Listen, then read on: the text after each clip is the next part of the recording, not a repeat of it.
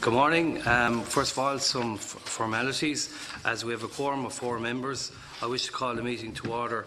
I haven't received any apologies to date. I understand that Deputy Michael Fitzmaurice will be a small bit late. At the outset, I remind members, staff, witnesses and those in the public gallery to turn off their mobile phones. Mobile phones interfere with the sound system. And also to be mindful of the microphones, not to touch or place anything upon them. This is our first mid-year review meeting with the department. This is a new committee shadowing a new department, and we hope to follow the roadmap set out in the 2016 OECD report, Review of Budget Oversight by Parliament, Ireland. The committee will be looking at the mid-year position in terms of expenditure and performance outputs.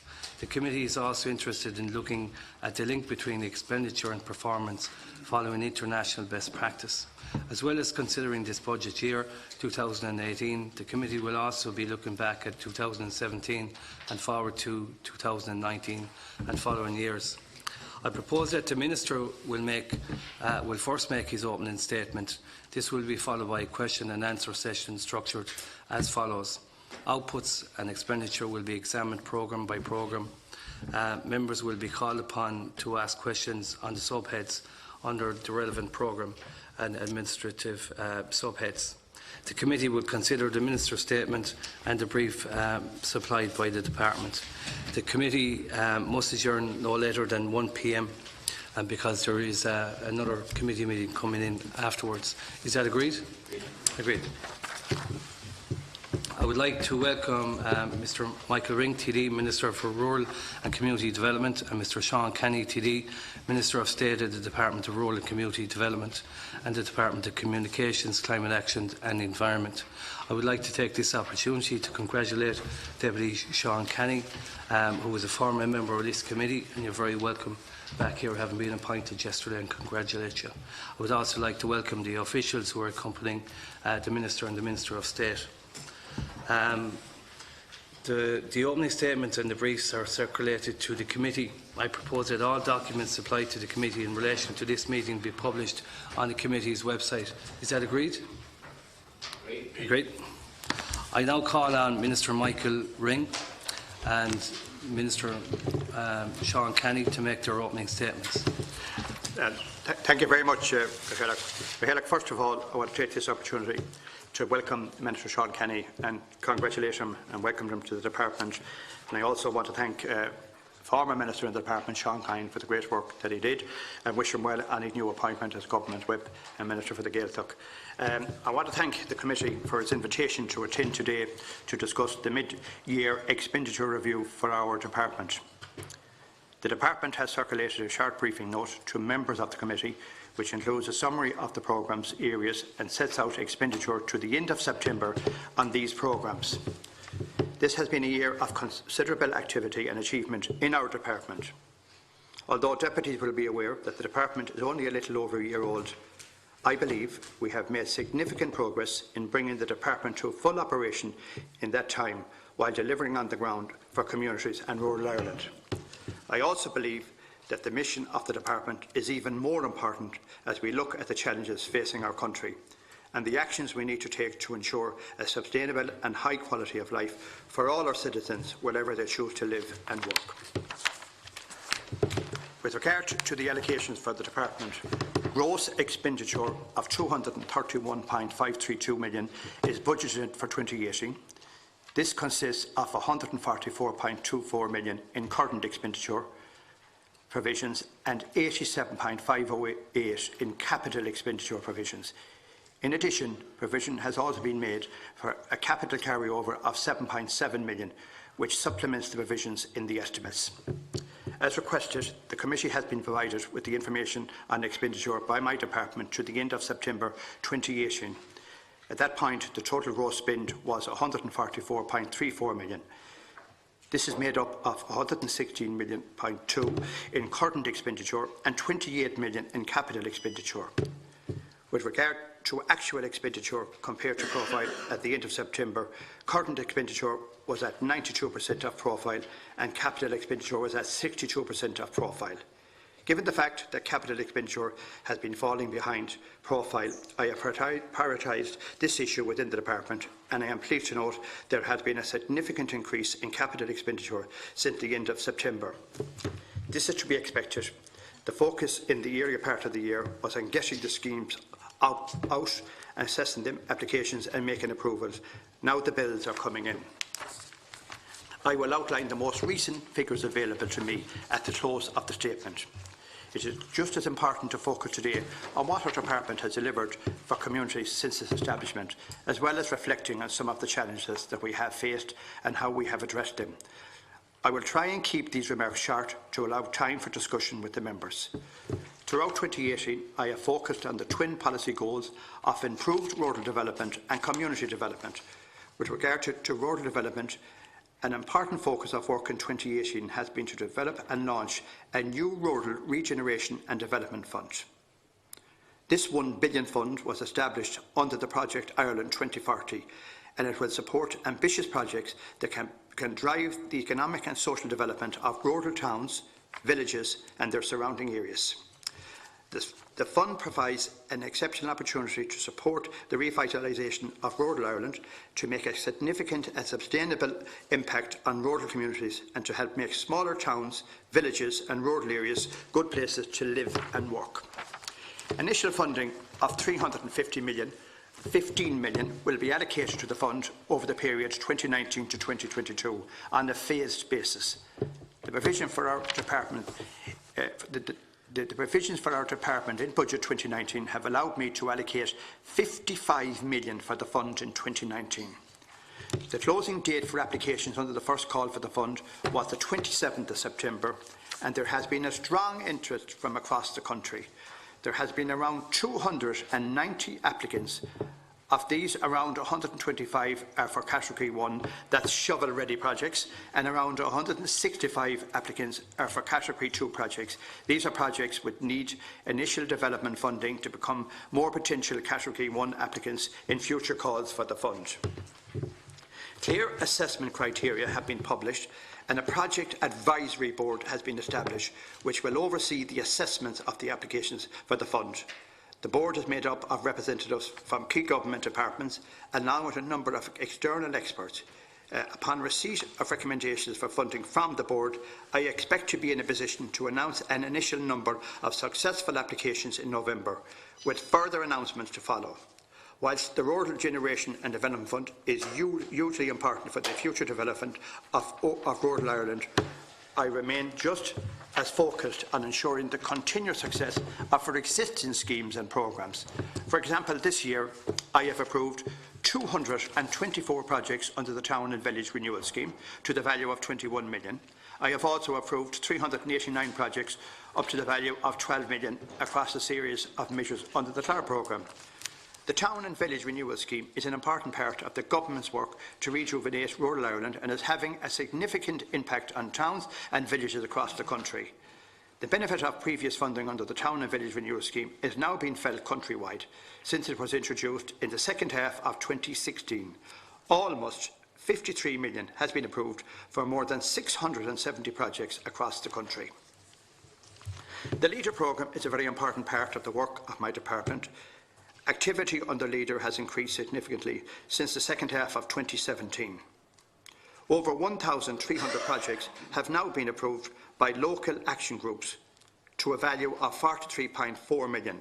There are also another 300 or so projects with a value of over €20 million going through the approval process. The large volume of projects now being approved shows that the changes I have made to the programme are working. These changes have simplified the approval process to be followed by local action groups and LEADER applicants, and greatly reducing the burden of administration checks for applicants. The programme is now delivering for rural communities. However, despite this ramping up of the LEADER programme, expenditure of the programme in 2018 has been less than originally planned.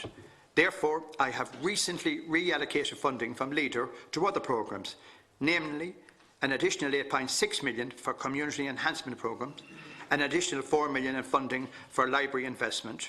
LEADER is a demand-led scheme. which I remain committed to supporting, and I am confident that the full $250 million available over the lifetime of the LEADER programme will be fully utilised.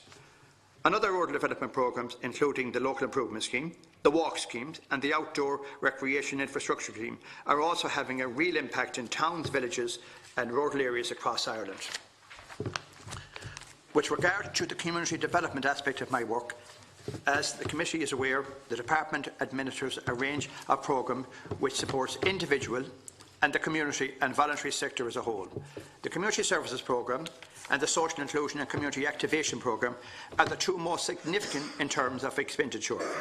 The Community Services Programme provides financial support to community organisations to deliver local services through a social enterprise model. The funding supports the cost of employing a manager or a specified number of full-time equivalents. The CSP has in 2018 allocation of $46 million. It is benefiting over 400 organisations nationwide, with 1,600 people supported by the programme. The Social Inclusion and Community Activation Programme provides funding to help individuals and communities in our society who are experiencing disadvantage. The programme works with people from groups such as disadvantaged women, disadvantaged children and families, lone parents, people with disabilities, those who have difficulties finding employment, Roma and travellers. It has an allocation of $43 million in 2018 and it supports over 2,200 organisations and over 27,000 people. I would also note that a key development of the SICAP in 2018 was the publication of a major review by the ESRI. The review looked at the role of SICAP in the context of other related government schemes, the continuing suitability of the goals identified by SICAP, and finally the government structures used in SICAP. The review highlighted a number of areas for improvements, such as the need for greater focus on more intensive individual supports and a flexibility to respond to the needs of targeted groups at local level. These were built into the new SICAP programme, and I launched that this year. I would also like to mention the very successful Senior Alert Scheme. I originally allocated $2.3 million to this scheme at the start of 2018. However, the scheme has been far more successful than originally envisaged, and I will be allocating further funding to the programme. This will be made up of $2 million from the Community Services Programme and a $1.75 million from our dormant accounts allocation. This funding allocated towards the Senior Alert Scheme has allowed over 13,000 people so far this year to benefit from the scheme. I would like to talk briefly about the new Community Enhancement Programme, which I launched this year. The CEP programme replaces and builds on two existing schemes. Combining the schemes has allowed a more flexible and targeted approach to providing funding to those communities most in need. The CEP provides capital funding to communities across Ireland to enhance facilities in disadvantaged areas. The CEP is administered by the 33 local community development committees. Initially in May 2018, the CEP provided $4.5 million of grant funding in 2018 towards enhancing the facilities available to communities. However, this programme was greatly oversubscribed, and therefore, as I mentioned earlier, I reallocated $8.6 million of funding to the scheme for other projects around the country. We are here today to focus on the mid-term review of expenditure, and as I said, the full details to the end of September have been provided in the briefing documents sent to the committee. As deputies can see, capital expenditure at the end of September had been somewhere behind profile. Close monitoring of the spend position is a matter of significant priority for me and for my officials. There has been significant direct engagement with the chief executives of local authorities and close and frequent contacts with both local authorities and the leader action groups to ensure that we have an accurate picture of the level of activity on the ground. In this regard, the level of spend at the end of September does not fully reflect the value of expenditure incurred to date across projects that are now or are close to completion. As you will be aware, many of the funding schemes operated by the department involve a large number of individual projects, and the key issue is ensuring that when they are completed, the claims for payments are issued in a prompt manner. This will remain a priority for the rest of the year. I am satisfied on the basis of projects projects for spend to the year end, that there will be a full spend of the boat in 2018. The position on Friday, the 28th of September, was that capital spend stood at 28 million compared to a profile spend of 45 million. The latest position is that at close of business yesterday, the Department's capital spend for the year to date reached 48.6 million. This represents a 20.5 million spend for October to date. This highlights the ramp up in terms of spend which was expected for this time of the year. I expect the progress to continue over the coming weeks. I have kept my remarks brief so as to allow full discussions on the programmes and funding of my department this year. But before concluding, I would just like to emphasise again that we are making good progress in terms of capital expenditure, and I will ensure our allocation are fully spent this year, delivering for communities and for rural Ireland. I call on my colleague, Minister Canney, to say a few words. Thank you very much, Minister Carey. Thank you. I'll keep my remarks very, very brief. I came into the office last night after 8 o'clock sometime, so I'm fresh into it. And I just want to, first of all, thank the Chair for his opening remarks, and also to thank the members who have been, I suppose, my colleagues up until yesterday, and now we're even better colleagues because we'll be all working together. And I know that everybody who sits on this, the membership, have only one common goal, and that is to improve community and rural Ireland as best we can. And I think we're a great team together, and we can do that. I would like to just also acknowledge the work that was done by Minister Seán Canney, who has now moved on to higher office. And I want to compliment him on the way he has conducted his business since he took over the job 2.5 years ago. I look forward to working with you all, and especially working with Minister Michael Ring and all of the officials here from the department. I had a briefing session yesterday, and I must say that I really am looking forward to it. We have a lot of challenges in rural Ireland, but I think we all have a common goal, as I say, and the common goal is to make sure that we improve the quality of life and living so that people can live, work and rear their families in rural Ireland with the same quality as you can do in the cities. So I look forward to that, and thank you very much. Thanks very much, Minister Canney. As I outlined at the start of the meeting, I'm just going to try and focus on the different programmes within the department. So it's Programme A, which is the Rural Development and Regional Affairs aspect that I'd invite members to make comments in relation to. The first speaker I have is Senator Paudie Coffey. And I want to welcome both ministers and the officials to the committee, and especially, I suppose, last week you were sitting on this side of the table, Minister Canney. I want to congratulate you on your appointment. I think it's an excellent appointment because you bring great understanding with regard to the challenges facing rural Ireland, and I just want to wish you well in your brief.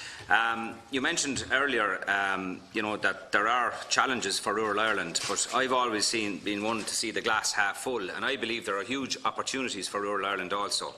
And I think, Minister Ring, you have outlined there, in a general way, the capital funding and the current funding that's being made available to support rural communities right around Ireland. And to me, it excites me, if I'm honest about it. Yes, we hear a lot of criticism, but there's various schemes, and just to mention the few: Community Enhancement Programme, Library Investment, the Walk Scheme, Outdoor Recreational Scheme. We cannot underestimate the value that these schemes are providing for communities to bring capacity for them to exploit the potential that they have within their own towns and villages and rural areas around Ireland. And that's not to mention town and village renewal, Clore, and last week I want to especially welcome the pilot programme you started up for vacant villages and towns, and you mentioned included in that Cappoquin in County Waterford. And if I can just use that as an example, Cappoquin was once a thriving village, and I'm only using this as an example because I know it well, in West County Waterford. It was the base of Cappoquin chickens. There was a lot of industry there. But over many decades it failed. We have seen decay on the street in Cappoquin, and former councillor Nora Flynn was somebody, a huge advocate for rural Ireland, has always pointed up to the fact that unless we breathe new life into our towns and villages, get young families back onto the streets, they will continue to decay. And I think, you know, for the first time really in my view, you recognised that last week when you set up this pilot scheme. And it's to build on the building blocks of the likes of the Town and Village Renewal Scheme and Clore and many others. And I think we will begin to see real progress now by collaborating and working with communities to deliver regeneration on the streets. And some questions I have, Minister Ring, and you might be able to elaborate on them. You have provided substantial funding for the Rural Regeneration Scheme, and I think you mentioned the figure of 315 million over the next 3 years. And you mentioned the word ambitious projects. And I think, and this is where my concern is, I don't believe the ambition is not with you, Minister, and not with your officials. I believe it's there, and I think you've proven that now by providing the capital funding and put it there and ring-fenced it for ambitious projects. But my concern is that, you know, either we might not have communities with the capacity, or we might not have local authorities or leader programmes or whatever with the same levels of ambition that you have. Now, you mentioned, I think, that there's over 270 or 80 applications under the Rural Regeneration Fund, and I welcome that. But I would like to get an understanding of the quality of those applications, and probably we won't see that until November, when you make your announcements with the first round of allocations. But I'm just hopeful that the quality of the applications meet the level of ambition that you have set and the bar that you have set. And I think as policy makers, TDs, senators and indeed councillors as well on a local level, we can play a role in trying to communicate that level of ambition, that objective of yourself, Minister, to really lift these communities. And I'm hopeful that the applications are strong. I'm hopeful that they're not rushed. I'm hopeful that there is deep engagement with the communities. And I'm also hopeful, Minister, that communities are not left behind, because in my experience, and you will know as well, and so will your officials, sometimes those that are most successful are the communities that understand the process well, they understand, they have the capacity within their communities. And the ones with most need are the ones that don't have that same capacity to actually put an application together, to engage with the agencies. And I would like to know, like, what are we doing to try and address those deficits within communities? Because often it's the ones that need the leg up that are left on the margins. And I know, Minister, you don't want that to happen. And we want to assist you as a committee in ensuring that those communities have the same level of access to that funding as the ones that are first up and best dressed, and the ones that are used to drawing down funding. And it's an ongoing concern that I have, that we maximise the integration of those communities into these schemes, and we maximise the levels of access to them. So there is a big challenge for various officials at every level, and I would remind department officials, if an application is weak for a particular reason, that it's not just thrown on the scrap heap because a community hasn't had the capacity to put in a strong application. They should recognise that that community actually may need more help. And I think there should be an analysis or an evaluation of failed or lesser applications to ensure that there is a deeper engagement there to see can we build up those communities. And I hope I'm putting it across to you in the right way, Minister, that we actually need to help those communities more than the ones that are probably the best. Now, I'm probably contradicting myself in a way there. But I'll just finish by saying, Minister, my questions in brief are, what can be done to improve access for those communities? How can we assist them, and how can we avoid duplication from many of the agencies that are working on the ground? We had some of them in here before our committee last week. Minister Canney, you were here yourself. Excellent agencies, you know, and Paudie, the umbrella for them all, you know, delivering on the ground. But I asked those agencies myself, are you competing within to get the clients and to get the customers within the various communities around the country? And I think we need to have a targeted approach where we don't have duplication, where we spread the resource and the funding. You mentioned, I think, was substantial funding in current funding. I think it was 135 or 140 million in 2018. And that's going to be paid to all of these officials and agencies, and call them what you like, that are meant to assist these communities. I want to see that those are, I suppose, expending that money in an efficient way, not duplicating with other similar agencies, and targeting those that are most disadvantaged in rural Ireland. I think, Minister, you've done a fabulous job in the last budget in ring-fencing substantial funds, and for the first time having rolling funds per annual year, right up 19 to 22 and further beyond that as well, which allows communities to plan. Communities won't be saying, is there a fund there next year or not? Like, do we put in the effort now on a voluntary basis and then find that there's no funding in a year or two down the road? The message has gone out quite clearly now to rural Ireland that this funding is there to stay over a number of years. Get our act together, get in the good projects and make the ambition that we all have for the good living of rural Ireland, make that work. I think you are to be commended, Minister, and indeed your department, for putting this funding in place. I know you have rural Ireland at heart, and I think you deserve the support of politicians and communities to actually deliver this now, because that's where the real benchmark will be, is how well we actually deliver this in an efficient way that can make the difference that you want to see right around the communities. Thanks, Senator. Minister Ring. Thank you very much, Cathaoirleach. First of all, I want to thank Senator Coffey for his remarks, and he's quite correct. Rural Ireland is alive and well, and I have to say, yes, there's difficulties out there. Yes, that's why this department was set up, that we try and look at ways and means to see how we could lead schemes that would support rural Ireland. And you just talked, you're quite correct, the Town and Village Renewal Scheme. This year alone, 21,224 projects. Since 2016, we have delivered 675 projects worth 53 million. And to be fair to the local authorities, to be fair to the communities, the local authorities were asked by our department to go out and talk to communities, to bring them in, let the communities make the suggestions to the local authorities. They made the applications for them. And I see it all around the country, and I've travelled a lot around the country, and I have to say that there has been a fair spread in every county. The local authorities had an opportunity. The first year they were allowed to put in 15 schemes. The second year we let them allowed to put in 12 schemes. And some of these schemes were of very high quality, and it does take some time and to get these schemes delivered. But they are being delivered, and I can see it in every part of the country I go, and it's working very well.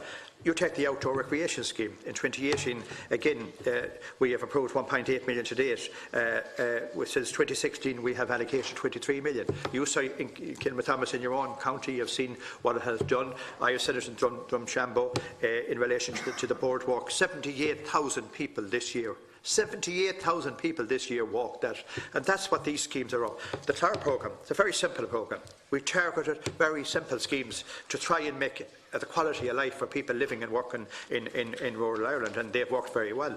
The local improvement scheme is a simple scheme that people are entitled to get their boring or get their road done. They pay their water charges, they pay their household charge, they pay their taxes, and that scheme is working very well. I'd love to have more money for that scheme. And the side camp programme, these are all programmes to help rural Ireland. You raised 2 or 3 specific issues, and the one was in relation to the pilot scheme, the new pilot scheme that I set up. And I want to say that I was delighted to set up that scheme. I know people might say, why wasn't there grant aid with it? We gave 100,000 to the 6 towns. What I'm hoping for, and this is what you have actually raised in your question, I'm hoping now that the local authorities, with the businesses, with the communities, with whatever community groups are in the town or village, that the 6 towns that we have picked. And you're quite correct, I could have picked 16 other towns. And just before the question is going to be asked, who picked the towns, I got by officials that we set up a grouping there from my own department, Housing and the Department of Finance. They picked the 6 towns, they brought them into me, they could have picked 16 more towns. This is a pilot scheme. I want to see, not us telling the rural areas what they want, what we want them to do.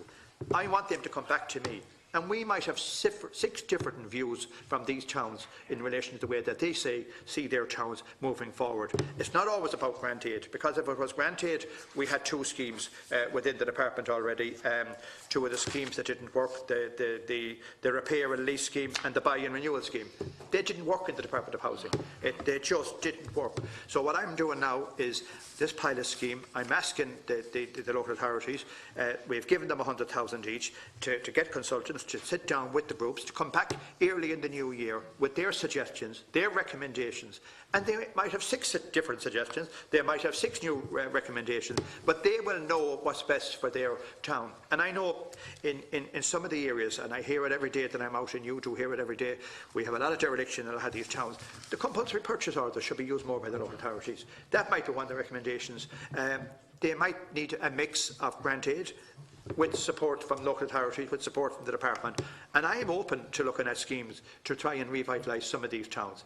And what we want to do, the whole point of the scheme, is to get people living in rural villages and rural town. But if they're going to live in rural villages and rural town, they have to have the services, they have to have the public realms. It has to be a nice place to live. People want to live in it, and that's what this pilot scheme is about. The rural regeneration scheme, again, you're right about that scheme. It's a 10-year, it's €1 billion over 10 years. Next year, people said that this wouldn't happen. This was the 2040 project that the government announced, that this wasn't going to happen. Well, it did happen. We opened it, we closed it, and we'll be making decisions in November. And there's 2 categories in that scheme. One is the shovel-ready projects. And again, you can see we had, of that category, we had 126 were for category 1, that's the shovel-ready one, and 166 for category 2. These are projects which needs development funding. And what that means is the projects, the shovel-ready ones, naturally enough, mean shovel-ready, that when we allocate the money, that in 2019 they will be able to start drawing down that funding, they will be able to start that project. And to be fair to the local authorities, and there's one of the things that happened in the Town of Village scheme, and all the schemes I had, the local authorities had a few very difficult years because of the recession. They didn't have the staffing, they didn't have the staff in place. The local authorities now know. I sat down with the County Managers Association, with my officials. We outlined to them the schemes that were going to happen over the next number of years. So they then had to put in capacity. They now know that they're going to have these schemes on a running basis. And I see the improvement in the town and village. I see the improvement in the outdoor recreation, where they are now getting these schemes done because they have the capacity now. They know these schemes are there. They know this funding is going to be on a yearly basis. The rural regeneration scheme, this year, I'm delighted with the 126 applications, because what it means is there is an interest, and I know you're concerned, have they gone out to communities? Now, to be fair, I suppose they thought it wouldn't happen. They did go out, and my own department went around the country. They had a number of meetings with the stakeholders, and I would be hoping now, maybe for the next round, now that we know what's happening, the shovel-ready schemes will happen, but for the second categories, for phase 2 of the categories, that they will go out to communities, and we will be opening the scheme again in March. That they will sit down with communities, that they will work out how the communities and what the best needs of the community, and how the communities will actually be able to make an input into it. But the whole point of the rural regeneration scheme, it is for bigger projects. I am delighted with the rural regeneration scheme, but I also want to keep the existing schemes I have, the TAR programme, outdoor recreation, the town and village, the TAR programme. These are all important schemes, the LIS, these are all important schemes, and I want to keep these schemes. But the good news is the funding is in place for next year. The good news is that we did have in total, over nearly 300 applications, nearly 80-something applications. So people were aware. They didn't think it was going to happen so fast. It has happened. It's closed. We'll make the announcements, and I hope that in March again, when we open the scheme, that communities will really be ready for that scheme. As I say, it's €1 billion over 10 years. Next year, the funding is put in place. It's a 55 million extra in the budget for next year. So look, we're committed to this, but we're also committed to the other schemes, because I just want to send that message out loud and clear today, that this scheme is not going to take over any other scheme. The rural regeneration scheme is specifically for bigger projects and to create the jobs or the infrastructure or whatever the applications come in for. But what I want to see is, the shovel-ready projects starting early next year. And I think for the first time, and I finish on this, for the first time, it was one of the complaints I had from the local authorities with the other schemes I had. They didn't have capacity, they didn't have the money to put some of these schemes and put some of the schemes and applications together. This will happen in category 2 of this. They will get the capacity, they will get the funding, and they will be able to put strong applications together. And I think this is a good scheme. I think it's one that's going to work. And on top of it, it will certainly supplement all the other schemes that we have. Thank you. Minister, I now call on Deputy Michael Collins, and I'm going to bring in Deputy Martin Canney after. Okay. And if you could find your comments in relation to Programme A, Rural Development and Regional Affairs. Yes, thank you, Chairperson. And thank you, Minister Ring, for your presentation, interesting presentation, I suppose, for us rural TDs.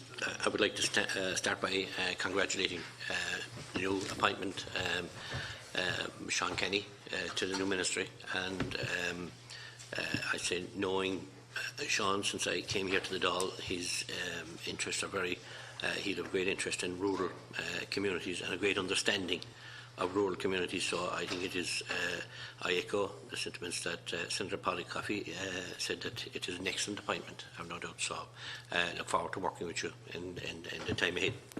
As I say, look, I'm not going to hold you very long. The Rural Regeneration Minister programme is something that would be of interest to any active rural TD.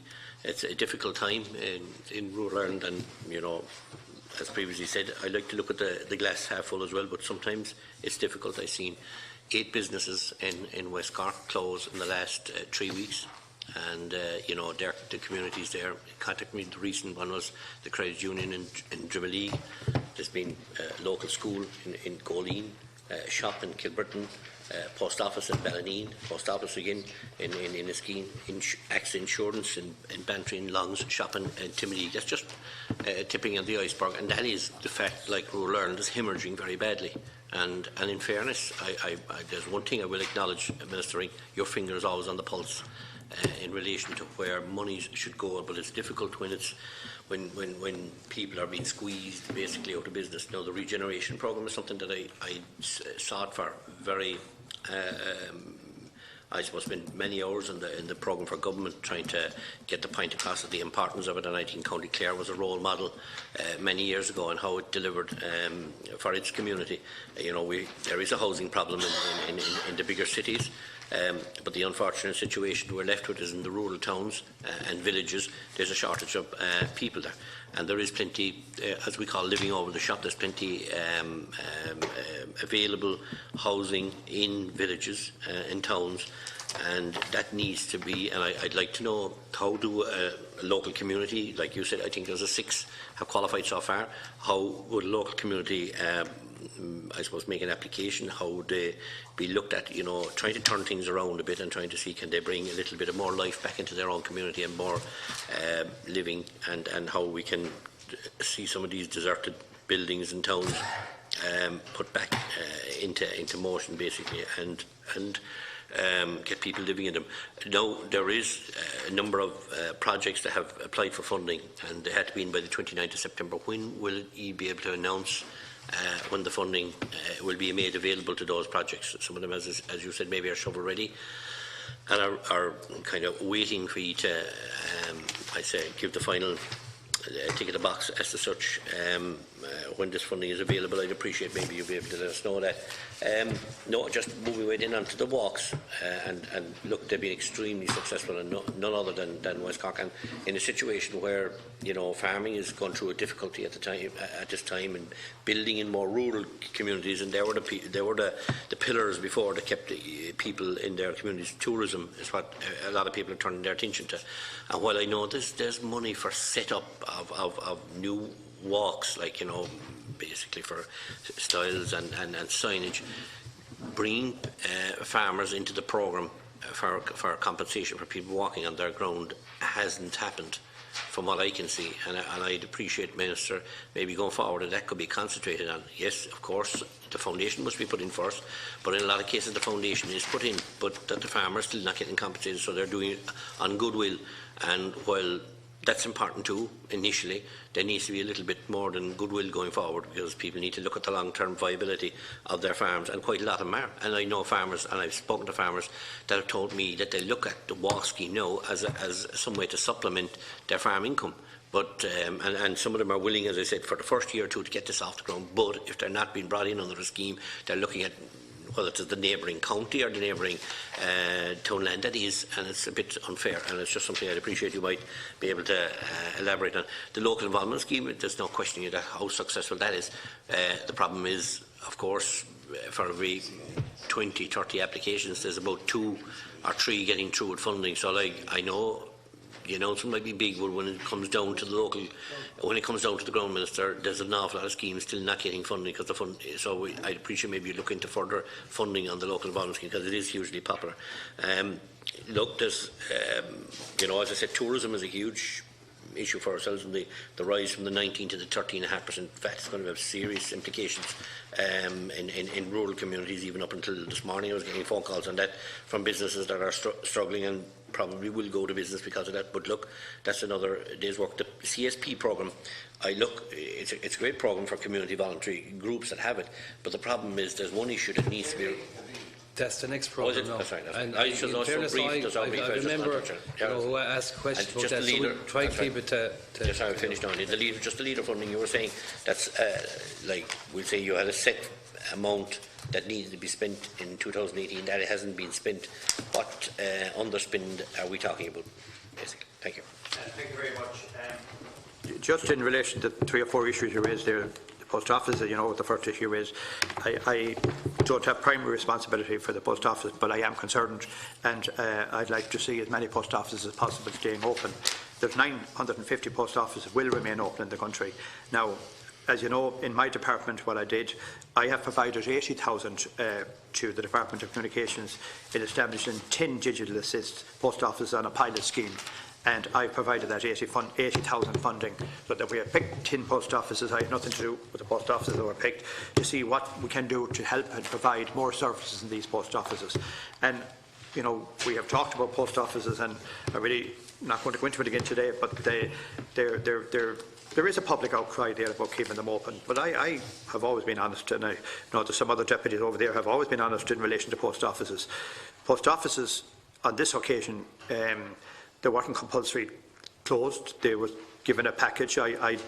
When I was in the other department, I was given the job and role of looking with the Irish postmasters and on post to see what we could do to keep post office open. I did a report for government, which I handed to government, and former Minister Naughton that had the responsibility for the post offices. But on that occasion, we looked at ways and means to see what we could do to give further services to post offices. That's why I have allocated the 80,000 for the 10 digital assist post offices on a pilot scheme to see what we can do to get more service into it. But to be fair, the general public, I was at a public meeting myself, and it was amazing. I got the figures from An Post, what that particular post office had been using. There was over 300 to 400 to 500 people at the post office, or at the public meeting. In that particular area, for the full year, they had sold 50 TV licences. So there were 350 families in the area. So that meant that 2 things, and I don't doubt the second one at all, I wouldn't even say it, but that meant they either didn't have post licences, or if they had licences, they went outside the post office and got them elsewhere.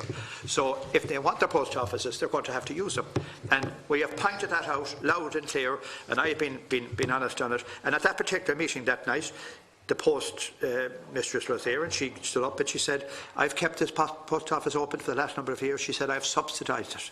She has subsidised it. She wasn't making enough money, and I would hope that the existing 950 post offices plus, and I hope on Post, I hope that they review, and I hope that they look, and where post offices can be saved, and where they can put them into businesses, or wherever they can put them, I would encourage them to leave as many post offices open as possible. But if they are going to be left open, I'm saying to the public now that have the 950 post offices are definitely going to be left open. They should use them, and they should support them, and they need to use them, and they need to support them. And, you know, on Midwest Radio, and Deputy Fitzmaurice might have listened to this, the morning the lady came on from her post office, she called the public meeting a number of years ago, and they all were there, promised her they were going to support her, what they weren't going to do for her, how they weren't going to help her. Well, what happened was, she had the public meeting, and she said it on Midwest Radio. She didn't get the support that she wanted, and then she made the decision of closing that post office. The second issue you raised there was in relation to the walk scheme, and you're quite correct, particularly for farmers. It's a very good scheme. We have 1,900 landowners getting some funding from the walk scheme, and that was a scheme that we had 2 million in the budget. I'm glad to say that I've got a further 2 million this year, and I will be looking at ways and means now how we can increase that scheme for next year. But I have an extra 2 million, so we will be doubling. That was a commitment in the programme for government, and I will be doubling that scheme next year, and there will be an extra 2 million going into that scheme. And I know in your own area that you have a lot of walks down there, and there's a lot of new people trying to get into the walks. So I have to formalise and look at the ways and means how we're actually going to get. Not going to be able to get everybody in, but I have, 1,900 there presently. We're going to certainly try and double that, and at least I have doubled the money from 2 million to 4. Now, you talked about the road regeneration scheme. I have to say, your own county have been very active in this particular scheme. Cork have made applications in the category 1. They have 19 applications in, and in category 2 they have 47 in for the road regeneration scheme. So they certainly have been on the ball, and they know that the schemes is coming up. And again, as I said earlier, a lot of local authorities and a lot of the general public, and particularly some elected representatives, didn't think this scheme was going to happen. I'm delighted it's open. It has closed, and we'll now be making allocations in November for the shovel-ready ones, and later on we'll make the further allocations for the other schemes. But my priority now is the shovel-ready scheme, to get the successful projects announced and to get them up and operating for 2019 of next year, so that they will be announced in November. They know they'll have the money, and it's up to them then to start progressing with the schemes. So I have to say Cork have done very well. They certainly have put in the projects.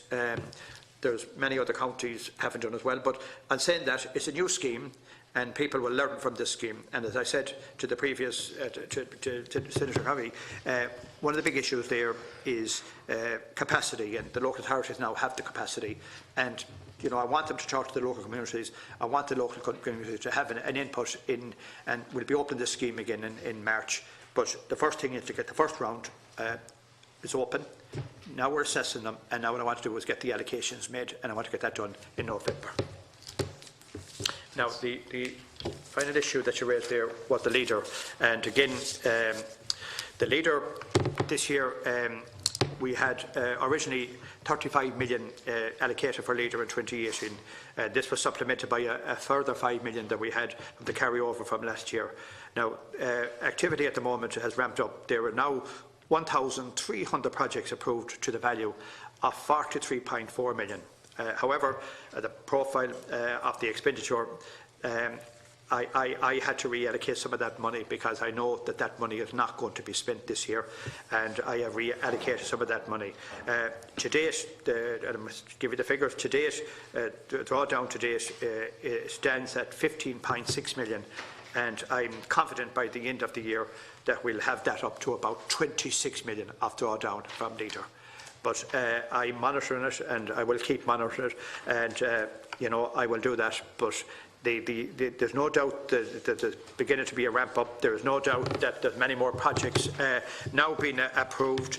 And I think that and like every leader programme, and you know this, Deputy Collins, like every leader programme, it takes a number of years. They get first of all, they make the applications, they get the approval, then they have to do the work, and then they come in for the drawdown. The drawdown is the final thing to do. But I'm quite confident that in relation to leader, we have, I think, 250 million in total for the programme up to 2020. We'll have 3 years after that to complete the programme. I'm very confident that we'll have that spent, and I can see the ramp up. There may be a year that we may have a problem, but I'd love to see a problem where the funding that we have allocated wouldn't be enough. But the money to date that we have allocated we're hoping to have about 26 million drawdown this year. And if there's a shortfall next year or the year after, we'll have to find that money. Thanks very much, Minister. Deputy Martin Canney. Thank you very much, Cearla. And Minister, thank you for your opening remarks. And indeed, I know you were in North Leitrim last week. I apologise I wasn't able to attend, but I'm sure you had a good day in Ross-Inver. And I also want to welcome Minister Canney and wish him all the very best in his new appointment and in his role. I know that he will be a fighter for rural Ireland, and certainly on this side he certainly was, and I expect him to be the same on the other side of it.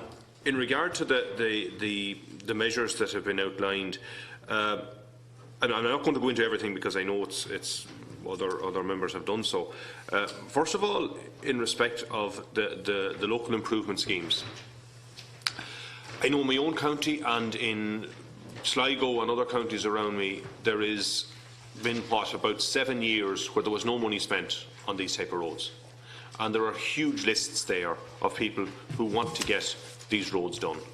And while I welcome the money that has been spent, it's 17 million last year and it's only 10 million this year. So I would have hoped, Minister, that by now we would be in a situation where you'd be announcing, and maybe you could soon come with that announcement of an additional package of money for those schemes, because there is a huge backlog there, and there are an awful lot of people out there who really need to get those kind of roads done. In regard to the walkways, and in particular, I want to mention this in the context of, and I know you were in Leitrim last week, there's two of them in County Leitrim, one of them the Greenway from Manor Hamilton and Skid, and another from through Ballinamore on the old railway line, and both of those are awaiting funding and are anxious to get going. And they're in an area which has been very negatively impacted by the impact of Brexit, and Brexit hasn't even happened yet, in the context of overseas visitors. And talking to the tourism sector, really they need to see investment in critical infrastructure like that, and you mentioned the boardwalk in Drumshambo, and that has been a tremendous success, and we need to see more investment like that in order to be able to generate the kind of visitor numbers that we need to get into regions like this. The other issue, and I want to just come to it briefly in respect of the town and village renewal, and I know I've mentioned to you this before, it's my view that government needs to prime the pump in regard to that. We need to come in with not just with schemes that think around the edges. There needs to be a decent grant aid scheme put in place for people to go out there and to renovate these kind of properties. Now, internationally, if you look at it, a 60% grant to a maximum of 50,000, if that's the kind of grant that you put in place, it would actually be cost neutral. Because within a year of offering that kind of grant, when the work starts to happen, you get excise duty, you get income tax from the people doing the work, you get VAT on the products that's been put in place, you get all that back, and within a year of offering that kind of grant, you actually get the 60% of the spend back in taxes. And that's not talking about the multiplier effect, because normally when work like that happens in an area or in a region and there's somebody getting work done, other people beside them get work done, or the person that's doing the work does additional work that's not covered by the grant. And that has been not just the experience in Ireland, but internationally is widely recognised. So it is a cost-neutral benefit to put that type of scheme in place. And if that were put in place, certainly across very large areas of rural Ireland, it would have a magnificent impact on creating employment and regenerating and getting people to believe again that there's a sense of future around rural Ireland. And I think that's what we need to do. And I know you've said that rural Ireland is alive and well and doing well and all that, but the experience of many people is that it's actually getting more and more difficult. And one of the big reasons for that is that people can't get access to credit. I've talked to a number of people who have properties, the kind of properties you're talking about, in towns and villages around the country, and they would like to be able to renovate them because there's a market there for rent. We still have a situation in most parts of rural, even a rural parish like my own, which we don't have a town or a village at all. All we have is a church and a post office that's now closed and a pub. And it's impossible to find a house to rent in it. But people who have houses to rent and want to renovate them can't get a loan from a bank to do it.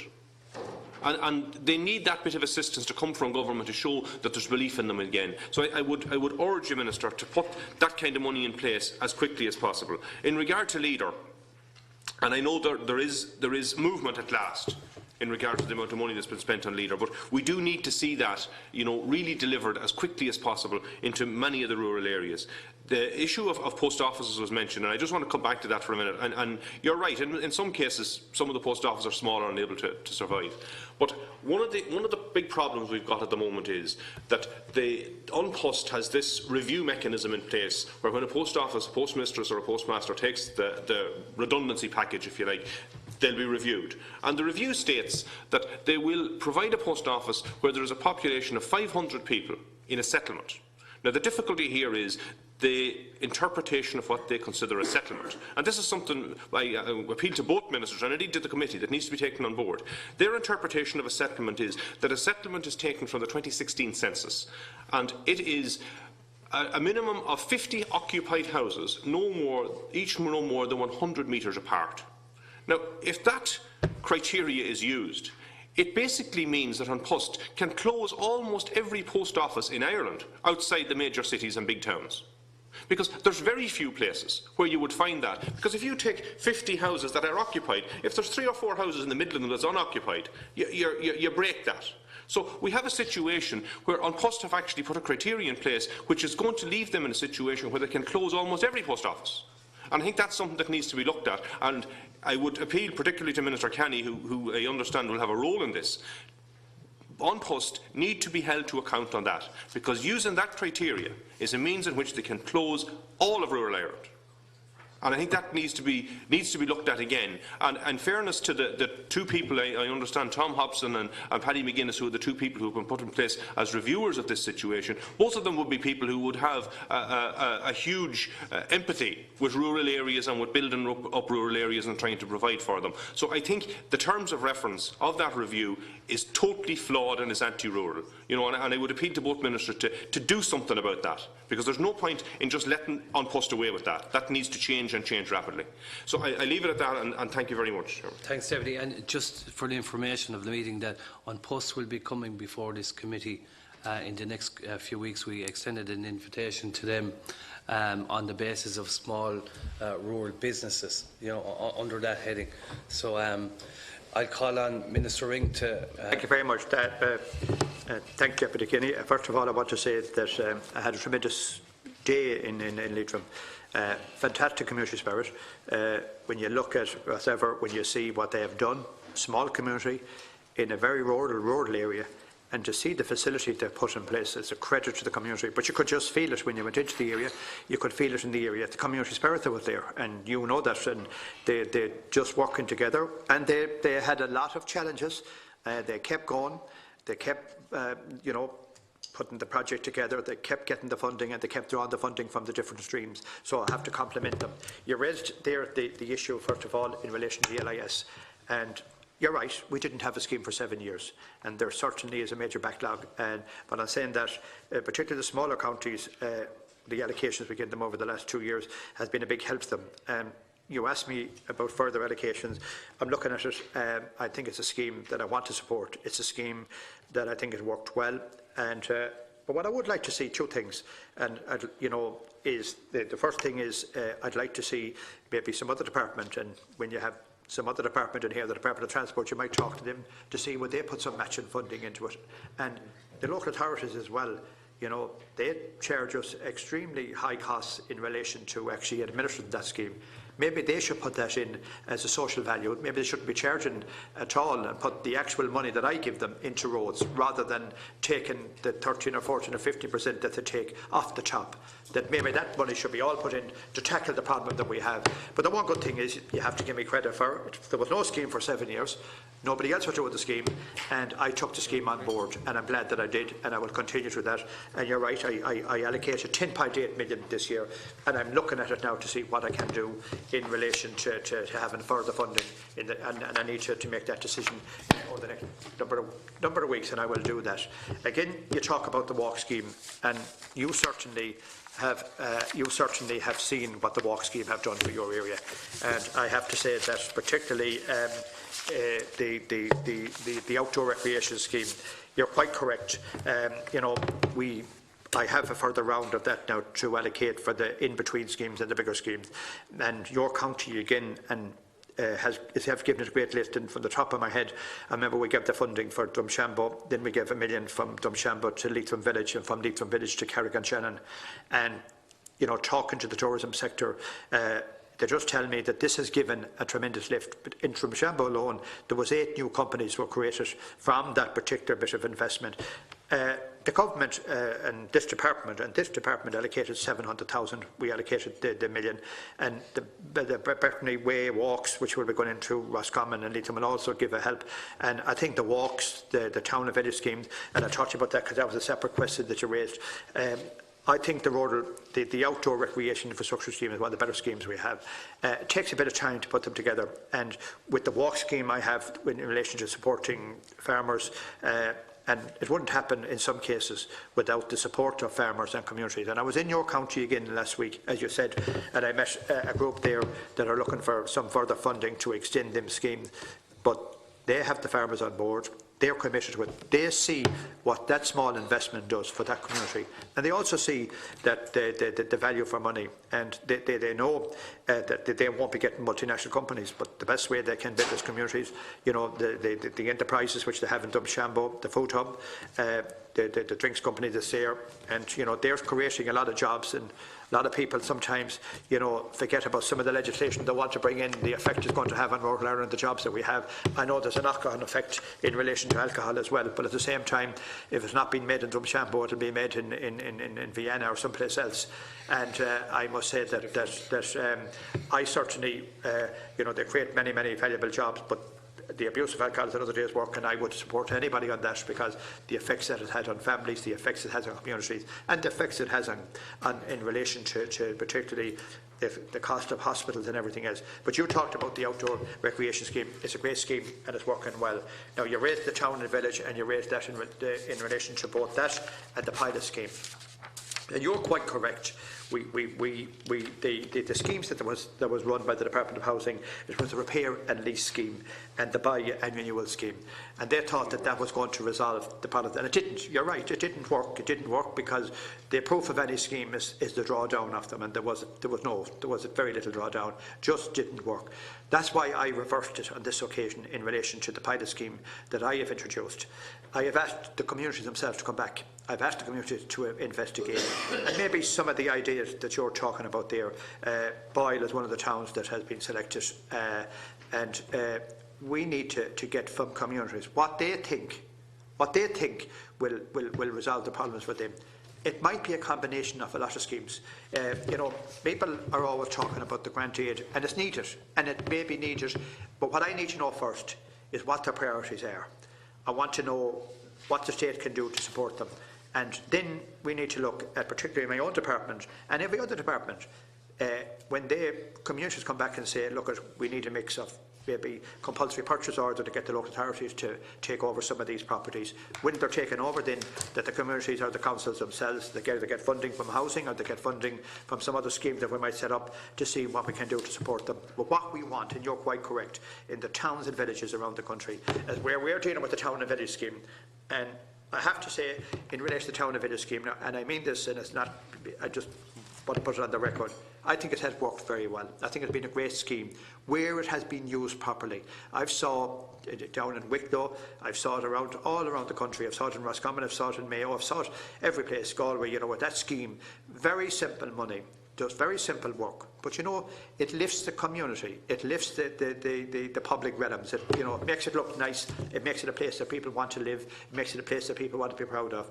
And I have to say, I would love and will be looking in the future from the Department of Finance for further funding for the town and village scheme. And you're quite correct, the more money you put into that, the more money you put in. The town and village scheme has been open on the basis it can be for digital hubs, it can be for food hubs, it can be for public realms, or it can be for other areas that they want to use that funding.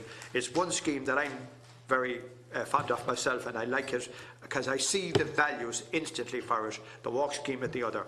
You talked about the pilot scheme, and again, I'm hoping, and I'm not putting any pressure on the 6 towns that have been selected, but if they come back, and they might come back with, you know, with suggestions that the department haven't seen, and maybe sometimes from the community themselves, from the local people, they're the ones that know what's actually happening, and they're the ones that know how to resolve their problems. And if you look around the country, you look at the towns and the villages and the communities that have done well, like where we were last weekend in Rosever, it's all about communities working together. It's all about communities having a focus on what they think they need for their community. And then what they want is support from the local authorities, what they want to support from this department and other departments to help them. And we have to start looking at things differently in relation to rural Ireland and town and villages. Like, there's no point pretending, and I've said this on many occasions, and you know, we've had in areas many small shops. They were taken over by the multinationals. The multinationals now are being taken over by the online buying. So life is changing. We have to try and equip and change and try and, you know, look at ways and means of doing things differently in rural Ireland. But you're quite correct. The one thing that I'd love to see dealt with is some of these towns and villages, put a bit of life into them again. And there is a demand for housing. There is a need for housing. There is a need for rented accommodation. And why these other 2 schemes didn't work, they didn't work. I need to see now what the local community will say to me. They might come back with 6 different ideas for 6 different solutions. And if they do, I look at them. We'll look at a piloting a few of the suggestions that they have, and we will continue on if we feel that other towns need, they might come back. If we need to pilot this out to further towns, I'll look at that at a later stage as well. I think I've answered all. The post offices, again, you raised that, and the leader, and you're right, the leader is ramping up at last. It's beginning to happen, and the funding, the projects are now beginning to be approved. It will take a bit of time for the funding to actually to be drawn down, and the post offices. You'll have an opportunity when a post committee here in a week or two time. I believe that as many post offices as possible should be kept open. As well as and they need to start looking at as ways and means on post as well and I know that they were thinking about this. They were looking at the banking situation. That's something they've been talking about for a long time. They need to be getting into that business. There's other areas that they need to get into. The first time I met on post, they weren't really dealing with the parcel business. We had the online, there was more online buying, and I think it was 6 billion that was bought online last year in this country. And they were the ones that they had the infrastructure in place. It took them a while to realise that's where the business was, and that's how the business turned around, was simply because of the parcel business. They would talk to unions, they started delivering on a Saturday, they started then that they had to reinvent themselves. But I hope they do that with the post offices as well. I hope they reinvent themselves. And then there's communities in this country that are prepared to take on the post offices. There's businesses prepared to take them on. They don't have to give them the full services, but they can give them some of the services to keep the post offices alive in some of the areas that can be kept alive. There are 950 post offices will be kept. I think you could, that could be up to 1,000 and more. There's ones they should look at that are quite capable of providing the business and being profitable, and I hope that they would look at them. Thanks very much, Minister. Deputy Éamon Cuív. Minister, we're having a very interesting debate here about policy and so on, but this is really about review of where we've got so far this year. So I read, I have to say, the opening speech. We get that handy enough the night before, and read it with interest, and there was one line that jumped out at me that you might first of all clarify. You said that there was an extra 20 million spent since the beginning of this month on capital. 20. Yeah. Now, in relation to rural development schemes, can you tell me how much of that was on the rural development schemes? I'm only going to go to the big headings. How much was on Leader? How much in town and village? And how much in LIS of that 20 million? Just roughly, like within $500,000. Or even to the nearest million. Spend, I'll just give you the spend first. Spend to September 18 was 28,064,000. Sorry, September was 20. No, I have all that. You have all that. Yeah. So I want to know, you said at the last, it was a throwaway remark, but we didn't get the breakdown of it, that there was 20 million spent between the first. Right. I'll give it to you, the dormant account measures. In dormant accounts, October was 180. In October is 182,000. Don't mind that. Right. The National Rural Development Schemes was 3 million in October, 3,491,000. Okay, 3 million. And to October is 5,570,000. Which is? I beg your pardon? Which is 5 million? Sorry, that's the end. No, sorry. That's the full year. The full year is 5,570,000. That's for the rural development now. Now, the other one that you're looking for is the Leader. The Leader to date is, up to October, is 1,364,000. So that's giving me 15 million, just like an election. Spend to date for the year is 15,778,000. Yeah, 15.7. Town and village. The town and village one is to date is up to date to October is 2,162,000. So that's 8.3. And up to the 18th of October, it's 8,338,000. And LIS? The LIS one is the Local Improvement Scheme. This one here, they come across here. Let's see. Yeah, end of October, 4,858,000. 4 million? 4,858,000. So that's 3, 4, 5, 6, and 4, 10 million. No. To date, well, to date on the community No, but I'm development, just saying. to date on the community development is 8,438,000.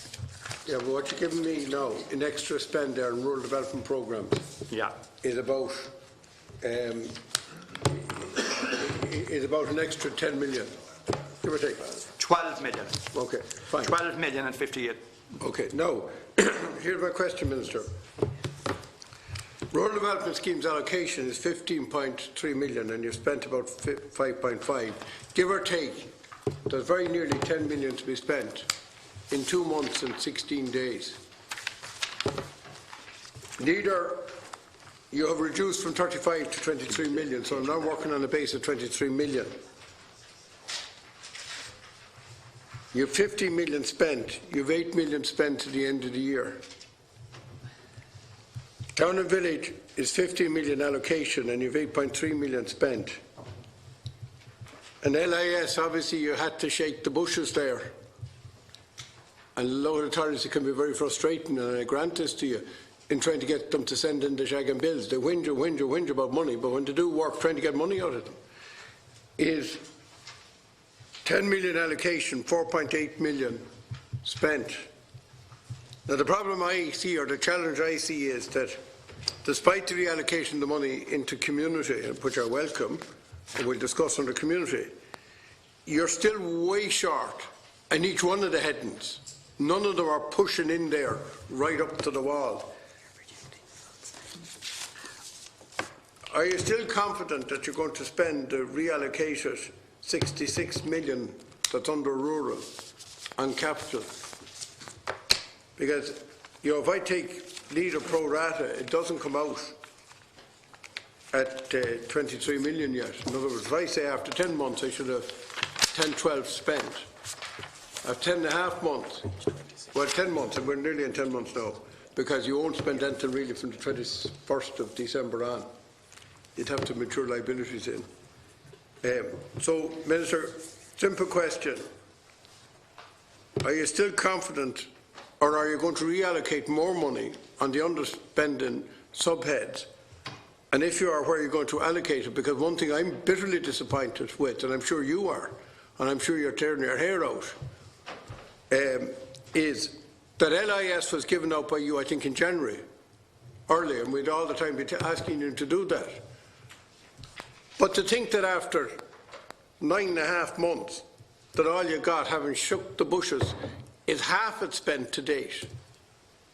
The best of the year is gone, all the summer's gone, the time when you could be working up to 11 o'clock at night is gone. We're into dark, wet evenings, not suitable for doing roads, and only half the money spent. Minister, one, are you still confident you can spend all the money? And two, will you be reallocating any of the funds from where it's not been spent into where it might be spent? And three, can you just outline on the LAS, you know, what can we do, or what can you do, or what can anybody do to shake up local authorities to say, when we give you money, we'll go off and spend it, and you won't get any more money until you spend what you've got, because they don't seem to understand that. Thank you. First of all, yeah, 3 questions, and I'll try and answer them as best I can. In relation to the spend, I'm confident that we'll have the spend between now and the end of the year. Now, I may have to reallocate some funding, and that's what I'm looking at the moment. I'm monitoring this, not on a week-to-week, but on a day-to-day basis. I do, and I give you one commitment today, the spend will be spent.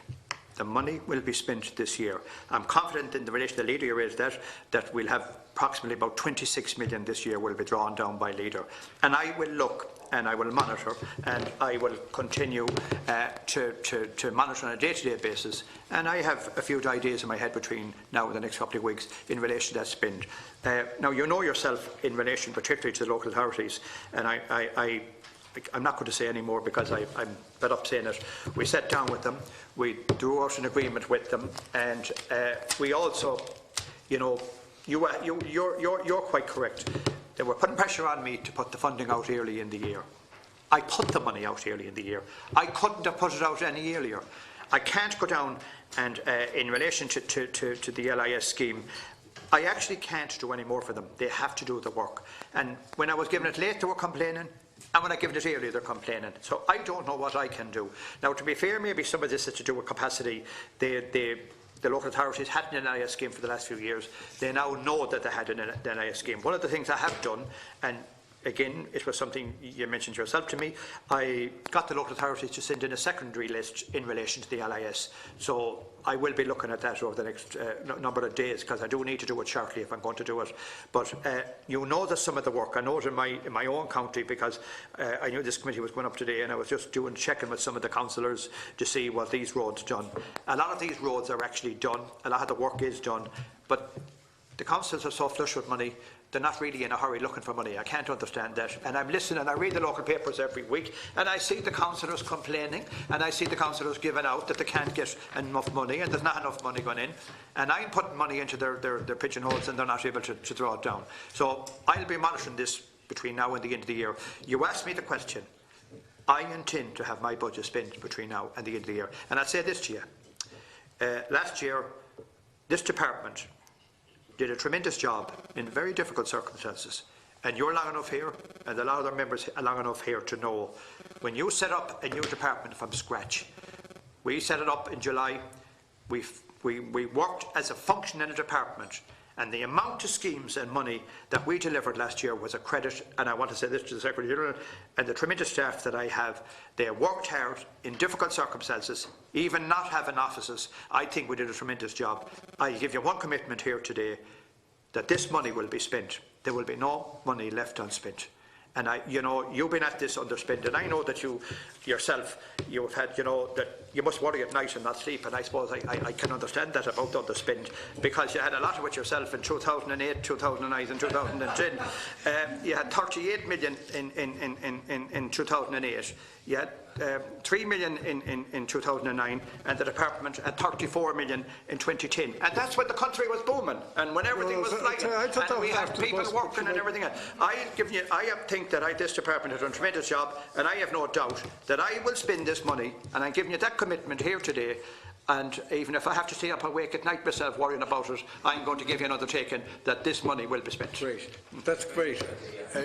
I'm glad you're saying the country is booming in 8, 9 and 10, because most of us thought it was an economic downturn those 3 years. But anyway, through the chair, I'm just delighted with that. Now, the other deputy back in now, right? I was sorry. I thought you've had over 10 minutes now. Okay, I should come back in after a while. Right? So we're coming down through programme A. We've three other speakers on this particular one. We've an hour left, right? So I have Senator Grace O'Sullivan, Deputy Danny Healy-Rae, and Senator Maura Hopkins. And what I propose to do is take the three and finish out programme A, and then we can club maybe programme B, C and D together, if the meeting will agree with that, and we'll get through the meeting today. Is that agreed? Is that agreed? Is that agreed? Is that agreed? Hey, right. Do you want to come in at this, Deputy? Okay, we'll put you in, so we'll put you in at that. So there's four contributors in this section, and the first person I call is Senator Grace O'Sullivan. Thank you, Chair. Thank you, Minister, and congratulations to Minister Canney, and I'm delighted you got your promotion and appointment. Minister, I'd like to just ask you, in terms of a regional balanced approach, like what mechanisms do you have to ensure that the regions, in terms of funding, rural funding, that there is a balanced approach? I'm from the southeast, from Waterford area, and we have, we had Dr. Seán Cook in there recently talking about the Dunhill, Fenner, Boatstrand, Danstown area, where there was funding in social enterprise, and you really do see the effect in that area. But I know, they need continued support. So when a project happens, like what do you do to ensure that when money has been spent and there is development, to ensure that it's continue development. In terms of the Waterford Greenway, the Kilmac-Thomas, so the Greenway goes from Waterford down to Dungarvan. And I mean, again, you see the impact that the Greenway has had, an amazing impact on that area. But again, you know, what more can be given to support a positive development? When you see traction happening and positive development, how can you keep going to make sure that develops and goes forward? An area that I feel where there's you know, a kind of real missed opportunities is the Dunmore East area in County Waterford. It's fishing and tourist area, and it's quite a distance from the Greenway, so it's not. But this is our, you know, once upon a time the fishing communities around our coasts were the lifeblood of the areas, and I really do feel that there's a lack of support into those communities, and what might you do in that area. But I suppose the principal question is, what, in terms of regional approach, how do you ensure that all the regions are getting a fair whack at the whip, you know, that they're getting fair resources and fundings, so that not one or other is maybe being over-advantaged? And then, Minister, just, you know, in terms of working with other departments, your department, like, you know, in terms of the Department of Transport, Tourism, like, how do you work to ensure that, particularly in terms of transport, that the schemes that you have in place, that there's a holistic approach again in terms of the region, and that you as a department aren't working in isolation, but what are you doing to ensure that there is, you know, that in terms of taxpayers' money, that there is a holistic approach to ensure that rural communities can develop in the best way possible? Thank you. Thanks, Senator. I'm just going to call on Deputy Danny Healy-Rae now. Thank you very much, Chairman. First of all, I want to congratulate and wish Minister Seán Canney well in his new appointment. He was in our colleagues, one of our colleagues up until the other day, and now he's a minister across the way from us. So we look forward to working with you in the future, and to thank Minister Ring for the great work that you've been doing over the last 12 months in your role as Minister for this very important department.